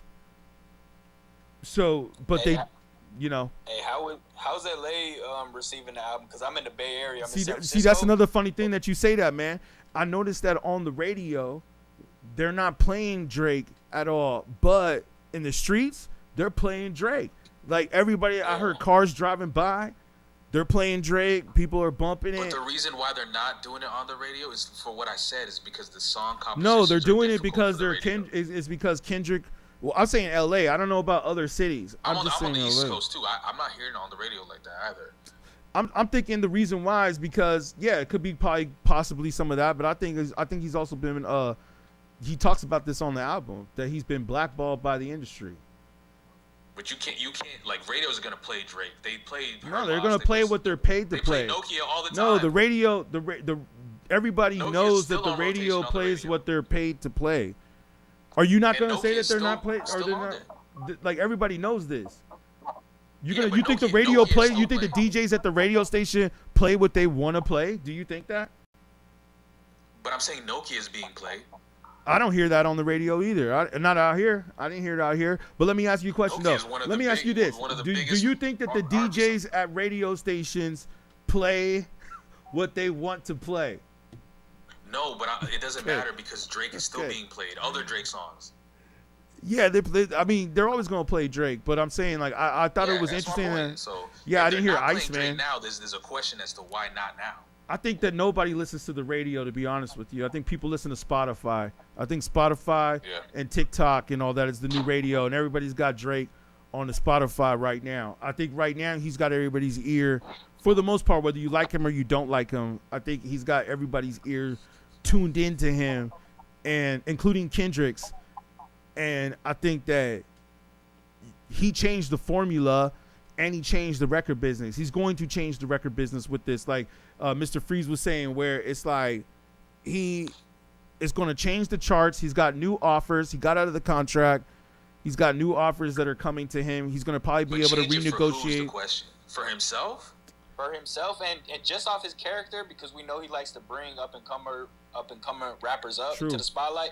I'm sure he'll do something for up and coming rappers, and I'm sure he'll change the game. Is what I'm saying. Yeah, he's changing the game. It's hopeful. What he did with this album is not exactly. Thank you for saying that. Like what he did with this album was not just drop an album. Like he's changing the game with this album. Like I'm telling you, I could tell the way he is in those videos. I've been watching Drake before he got famous. Like I said, man, I could tell the way he was coming recently. That was the whole plan, dude. Like he wasn't trying to make the videos look big budget. He didn't want to. He was doing that on purpose to be like, hey, I got this much power to where I could put my damn phone up on a tripod and make millions of dollars. And I don't need the industry. Hold on. He's like, I don't need the industry and I don't need the radio. He's like, I got all the fans. I got like, did you see where he was doing the video with the family today, where they were driving in the car, the Escalade that he bought? Did you see that? Yeah, I mean, he aligns himself with streamers. He's showing you right there. He's showing you right there. Like I got the fans, man. I got the fans. Like it don't matter if the industry supports him. So he's doing like a little bit of a David and Goliath thing. It's a little bit of a David and Goliath. Like he's doing what Kanye was trying to do like 4 or 5 years ago. Speaking of Kanye West. This is what Kanye was doing when he was going after the, I can't say the boy's name, but you know what I'm talking about. When Kanye was going after them, and then he got shut down. That's what Drake is basically doing right now, in some ways. I see it.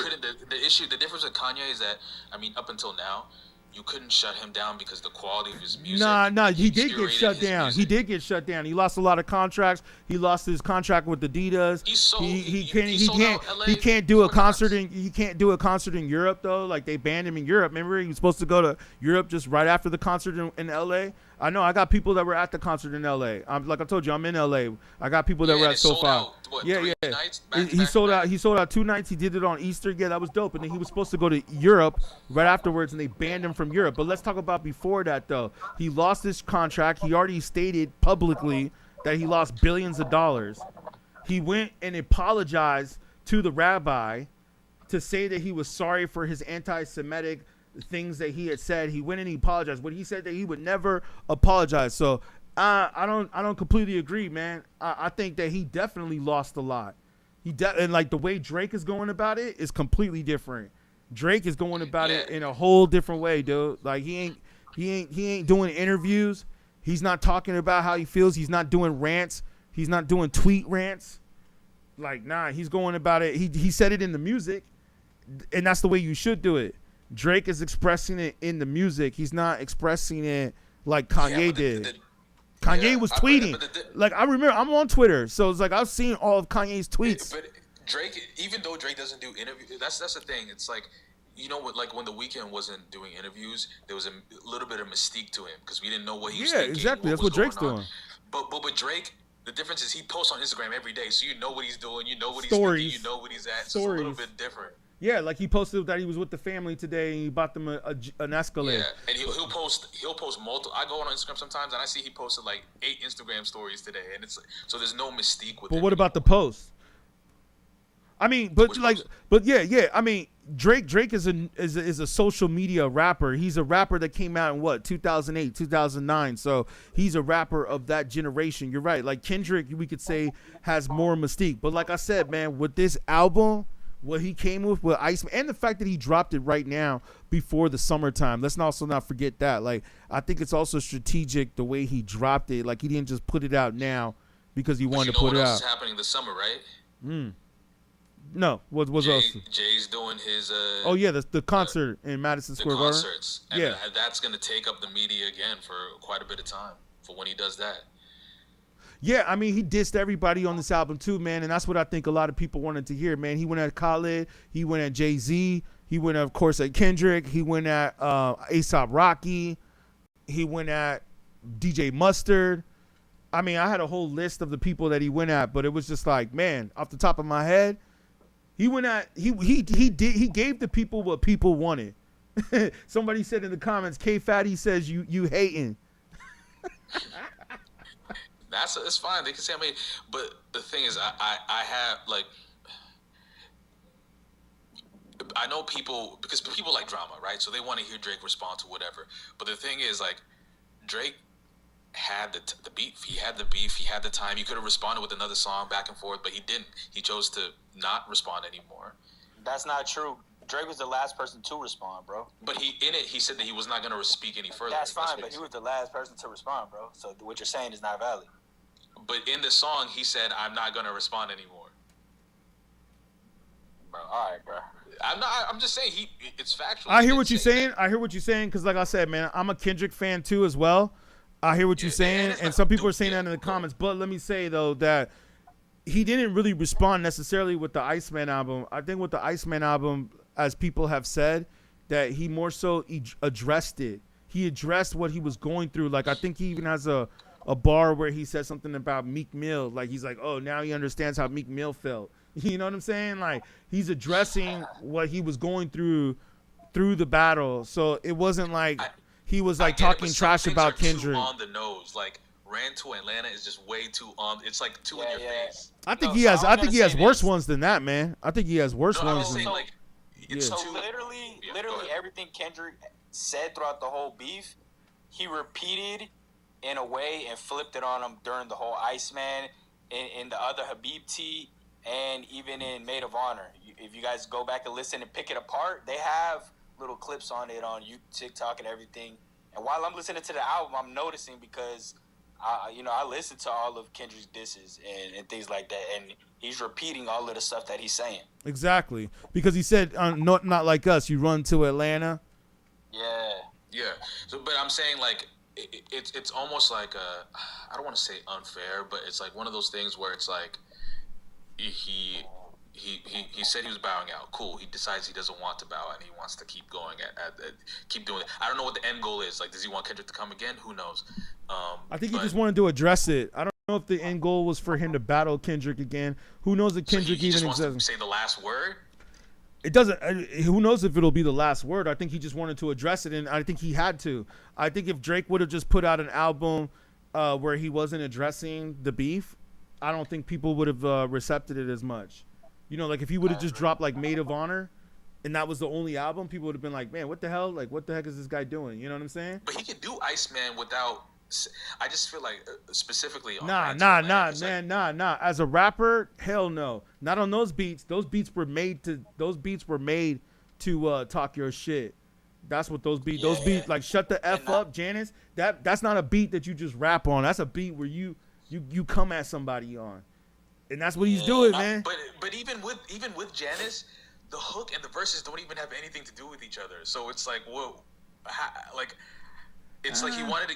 I don't know. Drake does kind of. I was reading some of his lyrics earlier today, and I was kind of thinking read like the lyrics to Janice. STFU. Yeah, he speaks in code, man. He speaks in a lot of code words. He does, and I'm not trying to just take his side on everything, because, like I said, man, I've always said that I felt personally that Kendrick won that battle, and that's not just being biased. But I will say though that I like the way but I will say this: I like the way Drake addressed the battle, though, the beef. Like if the way Drake came back with ICEMAN. I feel like if that's the way you had to do it, that was how you do it. Like, he did it correctly.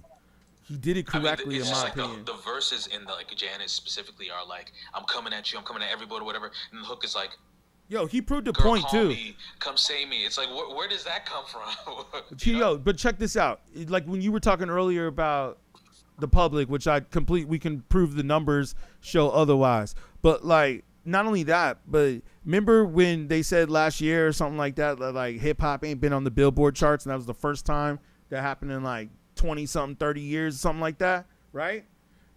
You remember hearing about that, right? Last year, there was I didn't hear you say that. There was no rap. There was no rap or no hip hop on the Billboard charts, right? Last year, do you remember hearing about that, or did you ever hear that? Yeah, so other than the baby or whatever, yeah. Nah, he wasn't even on there. There was nobody on there. They said it was the first time it ever happened in like 20 years. Did you ever hear that last year? Yeah, sure. Did that happen? Okay. Yeah. So I think it's also a point that he's also making by having 10 songs that are possibly about to be. They're probably already there now. I haven't checked. I can fact check it right now if you'd like. But no, I already looked at the Billboard 100. I don't think there's any of them. Yeah, right now. It's still. I don't think it's been updated yet. Yeah, it hasn't been updated yet exactly. But I think that they said that he's on track to possibly have at least 10, possibly 10 songs in the top Billboard charts, and it would be the first time that not only has that happened where he's breaking records, but also that it hasn't happened in hip hop since he had stepped away. So like, and I'm not trying to say that like I agree with all that. I'm just going to point it out there as a fact that I think he's also proven a point. The misnomer about the Billboard is like many songs get on the Billboard, and especially when new albums drop, but Drake specifically, new Drake album, a lot of songs will get there. That's not true. That's not true. Like a lot of Olivia songs Dean's don't get Man there. For instance, Olivia Dean's Man I Need will be on the Billboard for the remainder of the year, right? I mean, depends upon what chart you're talking about. Drake songs are just not gonna We're be talking there about for that top long. 100. We're talking about top 100 though. But like top but, like, 100, he's going to be top on the 3 list. for the past. But that shows that he is getting the streams. He is getting the listens. That's according to what Billboard says. I mean, continuous listens, not just this week, but we'll see. We'll see what happens. But I mean, just the fact that he charts shows a lot because hip hop wasn't charting. And so, I know, but Drake also released it in the years. But you gotta past, understand from a different point of view. That's what I'm talking about. He's playing chess, not checkers. It's like, yo, you was talking shit about how there's no big three, and then it's just me, right? But then if I'm able to come out and drop these albums, whether I drop one album or I drop 3 albums, and then boom, all of a sudden I'm selling more records than you in the first week, and I'm charting over you, even though it looks like you got the industry backing you. Because like, oh yeah, let's not forget, he also went against Lucien Grange, the CEO of Universal, and Dr. Dre. So it's like, oh, you got the push from Universal. You know what I mean? But like, here I am doing this all on my own, and I'm charting over you, and I'm selling more records than you according to whatever the streams are. I don't know, man. That's an indirect, shall I say? That's an indirect hit. That's an indirect hit to Kendrick. And in case you didn't know, bro, he's been charting for 18 years consecutively, bro. Who else? Yeah, I get that, but I'm glad Drake had Nokia, because Nokia is a good song, and it was on the Billboard for a little bit. I don't know where it's on now, but like he's one thing that he's been struggling to get, and one thing that his career has been difficult has been having that single that stays on the charts for several weeks. Right, you know his first, like obviously you guys know his first number one was I'm Coming Home. I don't know if that was his first number one. I think he was actually charting. Well, I don't know, maybe for number one, but he was. I think Trey Songz, the song Trey Songz charted, because Trey Songz was big at that time. He had a song that charted before that. I'm talking about like Trey Songz was big. Number one. His first number one wasn't until Views, right? Because I'll have to fact check that. I'm pretty sure, because I remember he wrote like a long post about how much. I don't know, man. I don't know, because you were saying that him and Joe Budden were homies. So I never said the homies. I said he likes his music. Oh, okay. I thought you said they were friends. friends. No, I said the opposite. I said they. Yeah, they definitely ain't friends. That's for sure. They definitely ain't friends. No, they're not friends. They're not friends. But Joe Budden always pokes at it. But even beyond that, my point being is that like Drake's issue has been like Tootsie Slide was a number one song for a little bit. But then, for not even for a little bit, it basically was number one for 2 weeks and then completely dropped off the top 100. It's going to happen. I mean, you're going to drop. I mean, you know, everybody drops. Even Michael Jackson drops. You know, like and then goes Billie back Jean up. is still a top 15 song right now. It will always be, and it will always be, as it should be, as it should be. But I'm saying though, but it'll at one point it was number one, and then it drops down. You know what I mean? Like that's always gonna happen. But my point is that Drake is definitely flexing on the industry right now. And you know, like I said, man, some people I understand might not be just tuned into the frequency. Like I think that Drake tapped in my personal opinion. This is my opinion. I think like he tapped into a certain frequency that Like, I could see some of my homies not feeling it. Like, I got some homies that listen to, like, straight up underground hip-hop. And I'm pretty sure if they heard Drake's Iceman, I haven't asked them yet, but I'm pretty sure if they heard it, they'd probably be like, oh, yeah, it was cool. There's probably a couple beats on there that are cool, but whatever. You know what I mean? I could see them saying that. But I also understand the type of music that they listen to. But that's what I'm saying, like how Mr. Freeze and other people were saying is that in some ways, though, I can't agree with you, though, that the public is not feeling it, though. Like I said, man, we can go online, and most creditable sources have all gave this album the seal of approval. Even if they don't like Iceman, they gave at least one out of the three seal of approval. But for the most part, from what I've heard, from what I've seen, I've only seen a few people say that they don't like it. But I'll be honest with you, man. Most of the people that I've heard that have said that they don't like it are either people that, like Homeboy was saying, Mr. Freeze, like he was saying, like either they hate Drake or they didn't listen to the full album. So it's like, and the thing is, I don't hate Drake. I just think as a listener, I feel like a little bit disrespected that you give me 50 songs to listen to. I think you should be able to curate it to 43 to be exact. But I don't get that. I don't get that point because as a fan of just music in general, like, true. I want the most I can get. If he would have gave me 100 songs, that would have been even better. Quality over quantity, always, especially for music, for art. I think he put out quality. I think he put out quality with Iceman. Sure. If you believe all 50, I just think. Well, let's just talk about Iceman. The 18 tracks that are on Iceman. Humans generally, there isn't an artist out there that can really give you 50 songs and be like, these are all good. Oh music. yeah, no, I'm not. Listen. I don't think that was the point. But that wasn't the point. That wasn't the point. That's what I'm saying. Like, I don't think you see the chess moves that Drake was doing. The point, like, he clearly was not trying to give you 50 of the best songs. He was just showing you his range. But Iceman was human, bro. Yeah, Iceman was the album. Nah, man. That's crazy, Glaze. I don't think Iceman has skips. My personal opinion, I don't think Iceman has skips. I don't think there's any skips on Iceman. Yeah, and even like Mike wasn't a regular human either, bro. Like their IQ for their craft. Nah, but he doesn't compare to Mike. I don't even think you need to argue that Iceman. His craft is on another level, bro. Yo, Mr. Freeze, I don't even think you need to argue that because I'll say this: I don't think that was Drake's intention. He dropped those other two albums to get out of the contract. It's clear. I get that, but as a listener, it's clear that he did that. Like, so he wasn't tripping. He wasn't tripping on people liking that album or not. He clearly put those albums out for women. Those albums were not for the men. You don't feel like there's an issue with that sentence to say like he doesn't care if people like that album? Hey, the women are loving it, bro. Yeah, because he knows that people are gonna like it. He knows that the people that want to be technical and actually want to listen to the lyrics and dive deep into what he is saying, they're gonna listen to Iceman. And that's what he's doing on Iceman. Iceman is a full album of him addressing the battle. He's talking about the battle pretty much on every song. On every single song, he's talking about the battle. I know that's part of the issue, but that we'll see. That's the whole point, though. That's the whole point. What do you want? What do you want Drake to talk about? Yeah, what else is he going to talk about exactly? That's what he had to talk about. If he didn't talk about that, no, because yes, please answer it. But I just want to say this real quick, like he has to answer it because he already learned from J. Cole what would happen if he doesn't.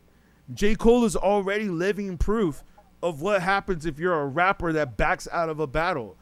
People will not respect you anymore. So the fact that Drake, J. Cole's album did 300,000 first week. They're not talking about it anymore. That's the truth. But I mean, but it's easy to. They're gonna talk about Drake. Yo. They're gonna talk about Drake's album to the end of this year. I can guarantee you that this album will be talked about to the end of this year. Yeah, J. Cole is my second favorite artist of all time, and that recent project he did, it was I don't know, it just didn't hit like I wanted it to. Let me answer your question in terms of what I would want Drake to talk about. Maybe people aren't like me, but me personally, this is what it is. Like, I know everyone hears a thing like people sometimes say like, oh, I want like a 444 from Drake. That's not happening, and I don't want that. I don't want that because he talks about a lot of like how people are doubting him or why they have grievances towards him and like how they're hating him, all those other things. But what I want to see from him, I want him to nip at his own flaws and say how he is flawed, instead of lashing out at people and saying why are they pointing out his flaws. You know what I'm saying? I want more introspective about himself and his flaws. Especially as I think he talked about that on ICEMAN. I think he did speak about that. That's why I'm like, did you really listen to the album? Tell me which song that is. I'll pull it up right now. Let me pull the track list up. I mean, he definitely was talking about that on Janice Shut the F Up. And Don't Worry. Don't Worry is a little bit different. Definitely not in Janice. Janice is just talking shit about everybody. Yeah, but he's also talking about the people that did him wrong. I think there's another song where he talks about how one of his homeboys took his chain. We've got that did him wrong thing many times. Well, that's gonna happen. But you said you wanted to hear. You just said you wanted to hear a rapper talk about the pain that he's gone through, and then he's talking about songs, and then you're like, oh, we already heard that. That's not what I said. That's not what I said. I want to hear him poke at the flaws that caused the pain that he. I think he did that on ICEMAN. I think he. Then tell me which song. Maybe I didn't. Wait, hold on. I'm saying though, what do you mean the flaws that caused him the pain of what? Like, I don't understand. So think about it like this. Think about this, right? You can write a song saying that my girl cheated on me. She's a hoe, right? You can make a song that says that. I'm not saying Drake did that, but I'm just giving you an example, right? But you can also make a song from a different perspective. Be like, what did I do that led to my girl cheating on me? No, what if he does though on Habiti? Basically, he's saying that he's spending like so much money on these girls, and he don't know if that's probably the reason that they're with him in the first place. You're not listening, bro. But that's too basic. I want more introspective. Oh man, that's how women are, bro. Bro, what? Are you married, bro, or do you get? Yes, girls, I am. Bruh. That's how modern day women are, by the way, bro. I get. But he's also 40. You know that, right? Why does everybody always bring up his age? I don't understand that. Yeah, what that got to do with anything? Yeah, I don't understand that. No, because he said modern women, so I'm just saying he's 40. I mean, modern women could be any age. That could be any age that's like dating. You know, that could be. Bro. But I'm just saying, like, it's funny when people bring up the age part. Like, somebody was doing that yesterday. They were like, "Oh, he's 40. Like, he's 40 years. Like, okay, like, what is he supposed to?" Don't get triggered by the fact that I said 40. What I'm saying by that is that, like, because I'm not. I mean, we in a different generation, anyways. I think I'd rather hear rappers that are a little older rap because they got more to say. They got more knowledge to kick. Like a 21-year-old rapper ain't gonna really teach me nothing. You know what I mean? I'm not going. And I'm sure he's probably smashing. See, that's my thing. But I'm saying, like, the content of the things that Drake are talking. Like, I'm not gonna listen to like NBA YoungBoy. Like a 25-year-old rapper. Yo, I respect like NBA YoungBoy and all that. I respect his hustle, but like that's not music that I listen to. Like he's not like doing anything for me. You know what I mean? I'm not disrespecting that or. But like a Drake or Jay-Z. Kanye, like, you know, like these rappers who are a little bit older, I feel like hip hop has changed, man. I don't think we're in the zone anymore of when it was just cool to be 20 years old and be a rapper. Because you got to remember, hip hop is like 50 years old now. So, you know, when a lot of people were coming up in the 90s, hip hop wasn't that old yet. But now hip hop is like. Right. I mean, Jay-Z dropped his debut when he was 26. Exactly, man. So, you know, even before Ice Cube and NWA dropped when they were 19 back in 89, you know, so hip hop is very young.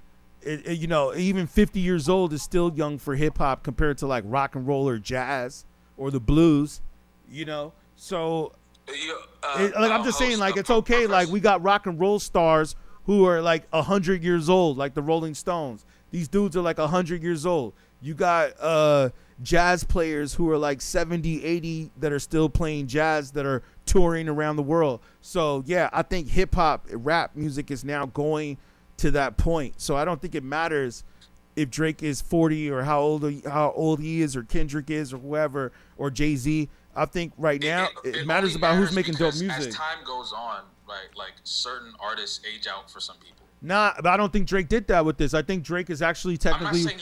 I don't think he did at all, man. I don't think he did at all. I think he's actually rapping better than everybody that's out right now. He's rapping better than like name me a rapper. Okay, do this. Name me a rapper who's rapping better than Drake right now. Who's dropping right now that's rapping better than Drake. Thank you. I'll wait. No. Thank you. No. You didn't. I'm saying, are you asking people? Yeah. Nah, listen. Somebody already answered in the comments. They said Nas. I doubt. Nas is one of my favorite rappers. You see, I got Nas right here on my wall. I got Nas right here on my wall. So you know I'm not making that up. Nas is definitely one of my favorite rappers. But I'm saying right now, currently, like we're not going back to 1994. We're talking about right now. Oh, we got one of them cats up in here. Oh, is this the dude that was trolling? People said you were trolling last week. This motherfucker said But Jid. my question is, are you talking about albums or just strictly lyrical abilities? Everything, album and lyrical. Like who's dropping right now that everybody's checking for? That everybody's like, that's like streaming more. I mean, so now that's a different question. You're saying everybody's checking for it. Not everyone's checking for certain artists. You know I what think I'm saying? Drake is I I liked Isaiah Rashad's album. Yeah, I like Isaiah Rashad. Isaiah Rashad's one of my favorite But rappers. not everybody's too. checking for him. I don't think Isaiah Rashad is rapping harder than Drake right now. And Isaiah Rashad, that's a good example, because I like Isaiah Rashad, but I don't think he's coming as hard as Drake. And plus, nobody is, bro. Yeah, I don't think he is, man. But a lot of it depends on what your palate is. Like I'm from LA, man. Like TDE No, is. I'm not saying Yeah, man. We bump Isaiah Rashad heavy out here, man. Like we probably bump Isaiah Rashad heavier. You come up with them assumptions, bro. Yeah, man. I don't think anybody. I don't think. ICEMAN, prior to ICEMAN, though, to me the best rapper, just pure rap, was J. Cole.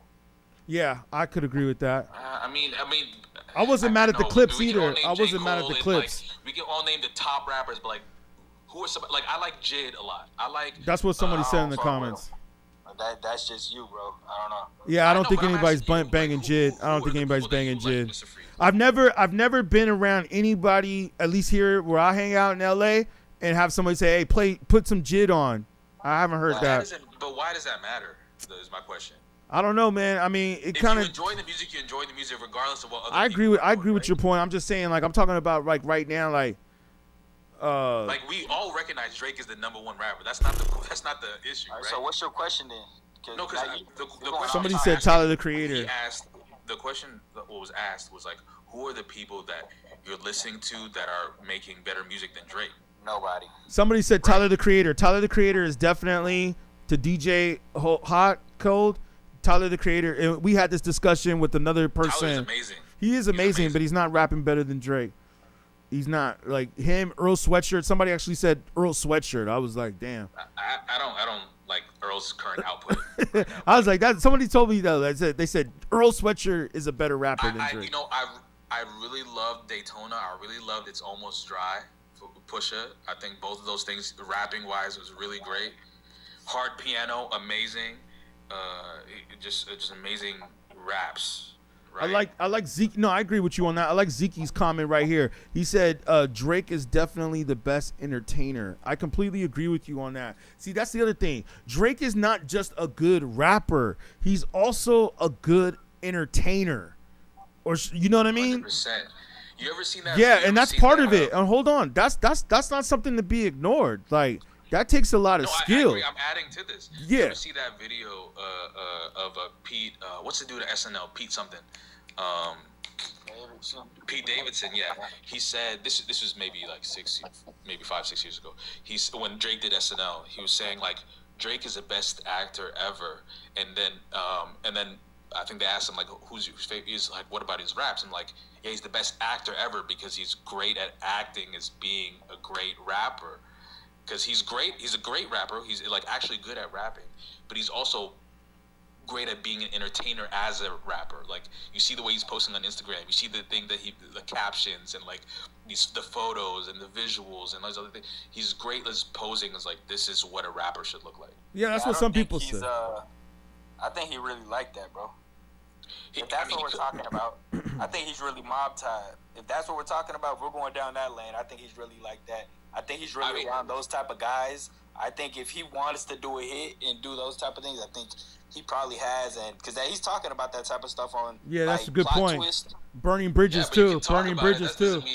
Nah, like, hey, yo, you got to go back. Just do me a favor. Go back and watch the video to Burning Bridges. He's subconsciously showing you that he has mob ties in that video, where they go to the back room in the restaurant. That's what they always did in The Godfather. Well, no, that's the whole mob. That's straight thing. Italian mafia. Like we have a whole private back room. What I'm saying. It's a great like did you really watch the video? Bro. Yeah, exactly. He hasn't done his homework. He don't even know the video from Burning. I understand all that. So did you see the video from Burning Bridges? The host, I think he knows a lot. Mr. Freeze, 100%. I recognize all that. I know about Jay Prince. I know about all that stuff. Not just that, but like the video. Do you even know about Rap-A-Lot Records? Can you name him Rap-A-Lot record artists? Of course, man. I'm from the old school, dude. I used to work with Rap-A-Lot Records, man.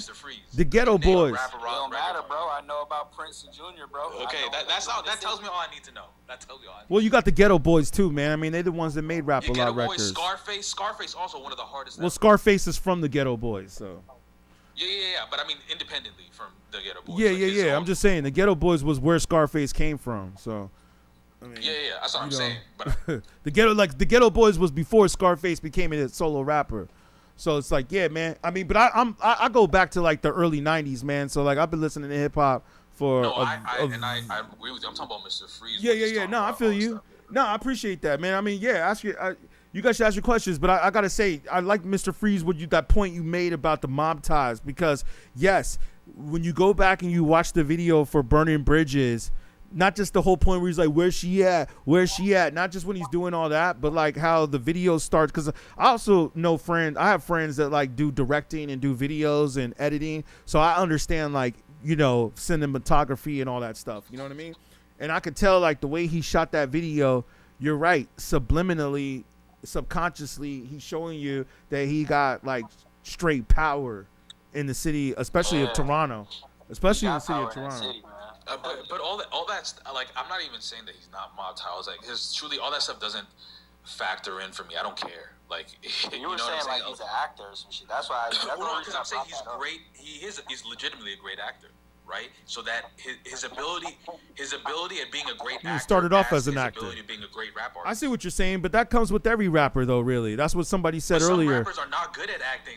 Well, that's why they're not as successful, and that's why they're not as successful. Like you have to also be a good. You also have to be an entertaining person. This is the reason why Milli Vanilli pretended to lip sync, and everybody found out later they weren't really singing the songs, because you do have to have the look too. That's also part of it. You can't just be a dope rapper. There's a lot like Cannabis is a dope rapper. You know what I'm saying? Like there's a lot of dope rappers. Fonte, who's Drake is really from the trenches though. Yeah, and Fonte's Drake's favorite rapper. Fonte's a dope rapper, but did he ever get to the heights of Drake? Nah, but Fonte, does he deserve it? For sure, man. I think Fonte definitely goes on like one of my top 10 underrated rappers list. You know what I'm saying? But shit, like I probably got a rapper on this wall that probably don't really get the credit that he deserves. Rakim. Yeah, speaking of which, man, Rakim kind of made it in a way. He changed the game, but like when he was doing rap, hip hop wasn't really famous yet. So he was in a different time. He kind of went pop a little bit for a little bit. Yeah, he was in a different time period, and it was that. But Rakim is still considered one of the people that changed the game to what it is now. And he kind of is, because Rakim was talking about doing all the same stuff that Drake was kind of talking about in this new project. So, like, I think he definitely did go back and pay homage. Hold on, let me read this comment real quick that's on YouTube. I don't know if they're still here, because I also have comments coming on YouTube, but this is kind of interesting.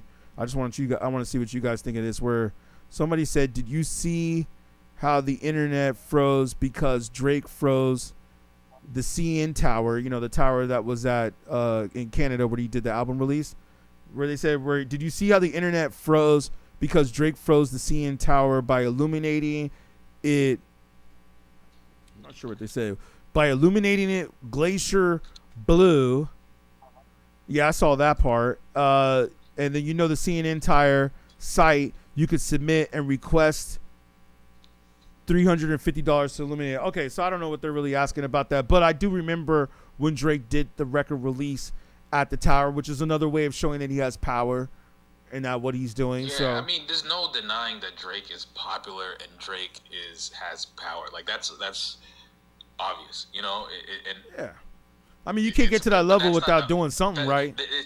It's never an argument. Like for anyone who ever speaks about Drake, I don't feel like that's ever an argument, because it's quite obvious he is the number one rap artist, right? But as of Jay-Z now, Jay-Z got the same thing too at the time when he was the number one artist, where it's like, you know, like I said, between that Kingdom Come and Magna Carta Holy Grail, there was a lot of music there. He was talking like he's top dog, but people were asking, you know, after the sales went out, content. They want content.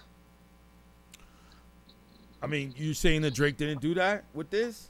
He didn't give content? I mean, I told you personally what I. Oh what yeah, I no, I like. feel you. I mean, this is what I'm saying, man. The videos I think were extra. Like, I feel like personally, he didn't even have to do the videos, man. Like, listen. Like I said, man, I'm a rapper. I understand how this is too. As an underground rapper, an independent rapper, you should drop an album, put it out, promote it, roll it out, and do videos to every single song. And if you're famous like Drake, you don't have to do that. You don't have to do a video to every song. We all know that Drake could have just did the 3 hot singles. What? Janice, Shut the F Up, the Run to Atlanta with Future and Molly Santana or whoever her name is, Hannah Montana, Molly Santana. Go do a song with her. And then and yo, Mr. Freeze, you said you from the Bay, right? Yeah. You know Fontana? Nah. Fontana is like a city that's in between LA and the Bay. And what a coincidence. I looked up Molly Santana today and she's from Fontana. What a coincidence. Molly Santana from Fontana. I was like, oh, she had to, that had to like come together somehow when she came with her name. But yeah, man, he could have just did those 3 songs basically, you know, whatever the other third song, whatever you want to pick. National Treasure, the ones that people like, Dust. He could have did any of those songs and been done with it and just called it a day. But he said, nah, man, I'm going to do a video to every single song. And I think, like, yo, man, for an up-and-coming rapper, that should be inspiring. That should also be inspiring, man, to come out with a video for every single song, you know? Not to me rappers. For an at that level. rapper, that's expensive still, though. No, but what I'm saying, though, is that at that level, too, of Drake, like, he doesn't have to do that. He doesn't have to do that. You know, he's at a level where he could drop one video and he'll be straight. National Treasure equals Mob Ties is what Leanne says. Shout out Leanne, NYC. Appreciate you. I understand, man. Everybody has their take. Everybody has their taste. I gotta say, I just like Drake so much, and I know that he can make a really introspective record. I just no, I'm reading the comments. My bad. I'm just reading what some of the people said. No, it's all good. You guys said, does Drake do anything wrong? I know he's talented enough to make an introspective record, but I think the things that he's doing right now, like responding to Kendrick and making these rap bars about how rich he is, that's too easy for him. He could do that in his sleep. I want him to do something that seems difficult. This is what he's doing right now. I feel like is kind of expected in a way. Like you said, the beats are really good, and I think the beats are really good for sure. But I don't think they're like Worst Behavior Drake. Like that was a unique beat where he did something unique on it, right? I just don't see that he's pushing a boundary now, and I want to see him push a boundary. You know, when I think about the Drakes, the Kanyes, the Jay-Z's, whatever, I'm not looking at you like 21 Savage. 21 Savage is gonna rap on a beat, do a hook and a verse, and move on. You know, I don't want the top people in the genre to be that. I want them to be pushing the genre in a way. I want Jay to be pushing the genre. I want Kanye to be pushing the genre. I think he did on this. He gave us 40 songs, and in each song he had a different sound, different cadence, different melody. Like, what more do you want, bro? You want him to But it's not a melody or cadence that we haven't heard from him before, is my point. Bro, on Whisper My Name, we haven't heard that. We haven't heard that from him. What was one of the? Oh man, what was that one of the plot twist? Like he dropped. This is like right after the beef. Plot twist. Yep, that's another one, bro. We haven't heard plot twist like is that dope. before. We've heard him rap like that. It's not like the video for plot. Hey, yo, but low key, the video for plot twist video is dope was amazing. Too. Yeah, that video's dope. But you could tell where that he got the horses that and stuff. Was taken well before the rest of these videos. Well, that's what I'm saying. He got some video. No, I think he did that on purpose. He got some videos that are high budget, and he got some videos that are low budget, and he did it on purpose. Drake is rich enough. Look, Drake is a billionaire. Okay, everybody has pretty much put that out there that he's a billionaire. He has enough money to do 10 high budget videos if he wants to, or 18 or 20 high budget videos. And I heard he's still filming videos right now as we speak. He's not done. He's not done. He's still filming videos. Because I've actually heard. Someone in the comments just said, "Honestly, Nevermind is experimental," and I like that. Even though many people didn't like Honestly Nevermind, he took a risk by making this house album. The reason why Views is so successful because he took a risk and started making dance hall music and Afrobeat. He like took a different route. We've heard this Drake braggadocious rap thing now for maybe like 5 years. So Maid of Honor wasn't a risk? In what way? Yeah, I feel like it was. See, you haven't heard it. You clearly haven't heard it, bro. I have heard it, but I mean, with the dance tracks? Bro, no. So the last song on there, I believe he has a song on there call Princess. It's literally a rock beat on it. It's a rock. Yeah, and the intro as well is like a rockish type of thing. He's doing like an emo rock. So yeah, we haven't heard definitely. That from Drake. He's pushing the envelope on that. Yeah, but these are just one songs here and there. Oh my, bro, you just can't win with you, bro. No, but I'm talking about Honestly Nevermind is a project where he went in and said, "This is the direction I'm gonna take it. I don't care what." Yes, bro. On Maid of Honor, that's exactly what he did. Maid of Honor, the top down, it's not sonically similar. We got a female up in here. Let's see her opinion. Are you there with us, Charlize? Hey, yeah, I'm here. Hey, how's it going? It's going okay. Just got off work. Okay, word. Hope your day's going good. But open floor. Whatever anybody got to say, or what you got to say real quick about the Drake albums. That's what we discussing. I kind of agree with, what's his name? Slim? SLM, Slim, you call me whatever. Oh, SLM. For the most part, because I too was looking for something different from Drake. Like, I'm tired of hearing about industry beef that he have with people, basketball players. I want to know, like he said, something introspective about his real life shit that he's going through outside of the industry, because a lot of that stuff he start on his own. He never talk about, oh, they don't like me because I was sleeping with his woman or anything like that. That's my point. I want him to point out the flaws that he's made. He's not going to do that because in his eyes, he don't do no wrong. Yeah, I mean, that could be how he I don't agree with that. I think he definitely said in some of the tracks on ICEMAN where he felt that he did wrong. I feel like if you were to characterize ICEMAN, though, you would say it's mostly braggadocious rap. Yeah, and you gotta understand. Wait, real quick. You gotta understand, bro. His life, he's a billionaire. Wait, can you take us off speaker? Whoever, if East, I think if you got us on speaker, can you take us off just so we got a little feedback? Yeah, he's a billionaire, bro. How bad do you think his life actually is? On the first song, Make Them Cry, he pretty much gives you a layout of what his life has been like for the past 2 years since the last album we've heard. His biggest thing was his dad having cancer. Yeah, he talked about that. But his dad got on TMZ and said he didn't have cancer. Yeah, that was 2 years ago. So he probably wrote this song 2 years ago. He put some finishing touches on it. No. That's what he was going through with him. You know what? Y'all act like Drake haven't been dropping for the past 2 years. That's what I'm saying. He's been releasing music. He said everything about shit. LeBron and all of that a year and a half ago. Sexy Songs for You. That's it. Between. Before that, Drake dropped 40 songs before Sexy Songs for You. He actually dropped about 500. He did it. He dropped the He's dropped numerous singles. He's dropped numerous leaks. There's a lot of music. He dropped some music that he didn't really promote though. He didn't do rollouts for him though. Well, he did kind of for. Because it was trash. They were just like ICEMAN, bro. I know what you're talking about. You're talking about like spicy hot. What was that? Search and Rescue. You got the. Search and Rescue was a fucking banger, bro. If you don't like that, I don't know. I'm not saying whether I like it, but it sounds like it could have been on ICEMAN. It would have been I wouldn't be surprised because it's the same. It fits the vibe. Because he's talking about the same things 4 years later. Yo, somebody made a good comment right here. Somebody said in the comments, they said, when everybody got 5 different songs that are their top songs of ICEMAN, that's when you know it's a good album. A lot of people. Or is it because there's no peak?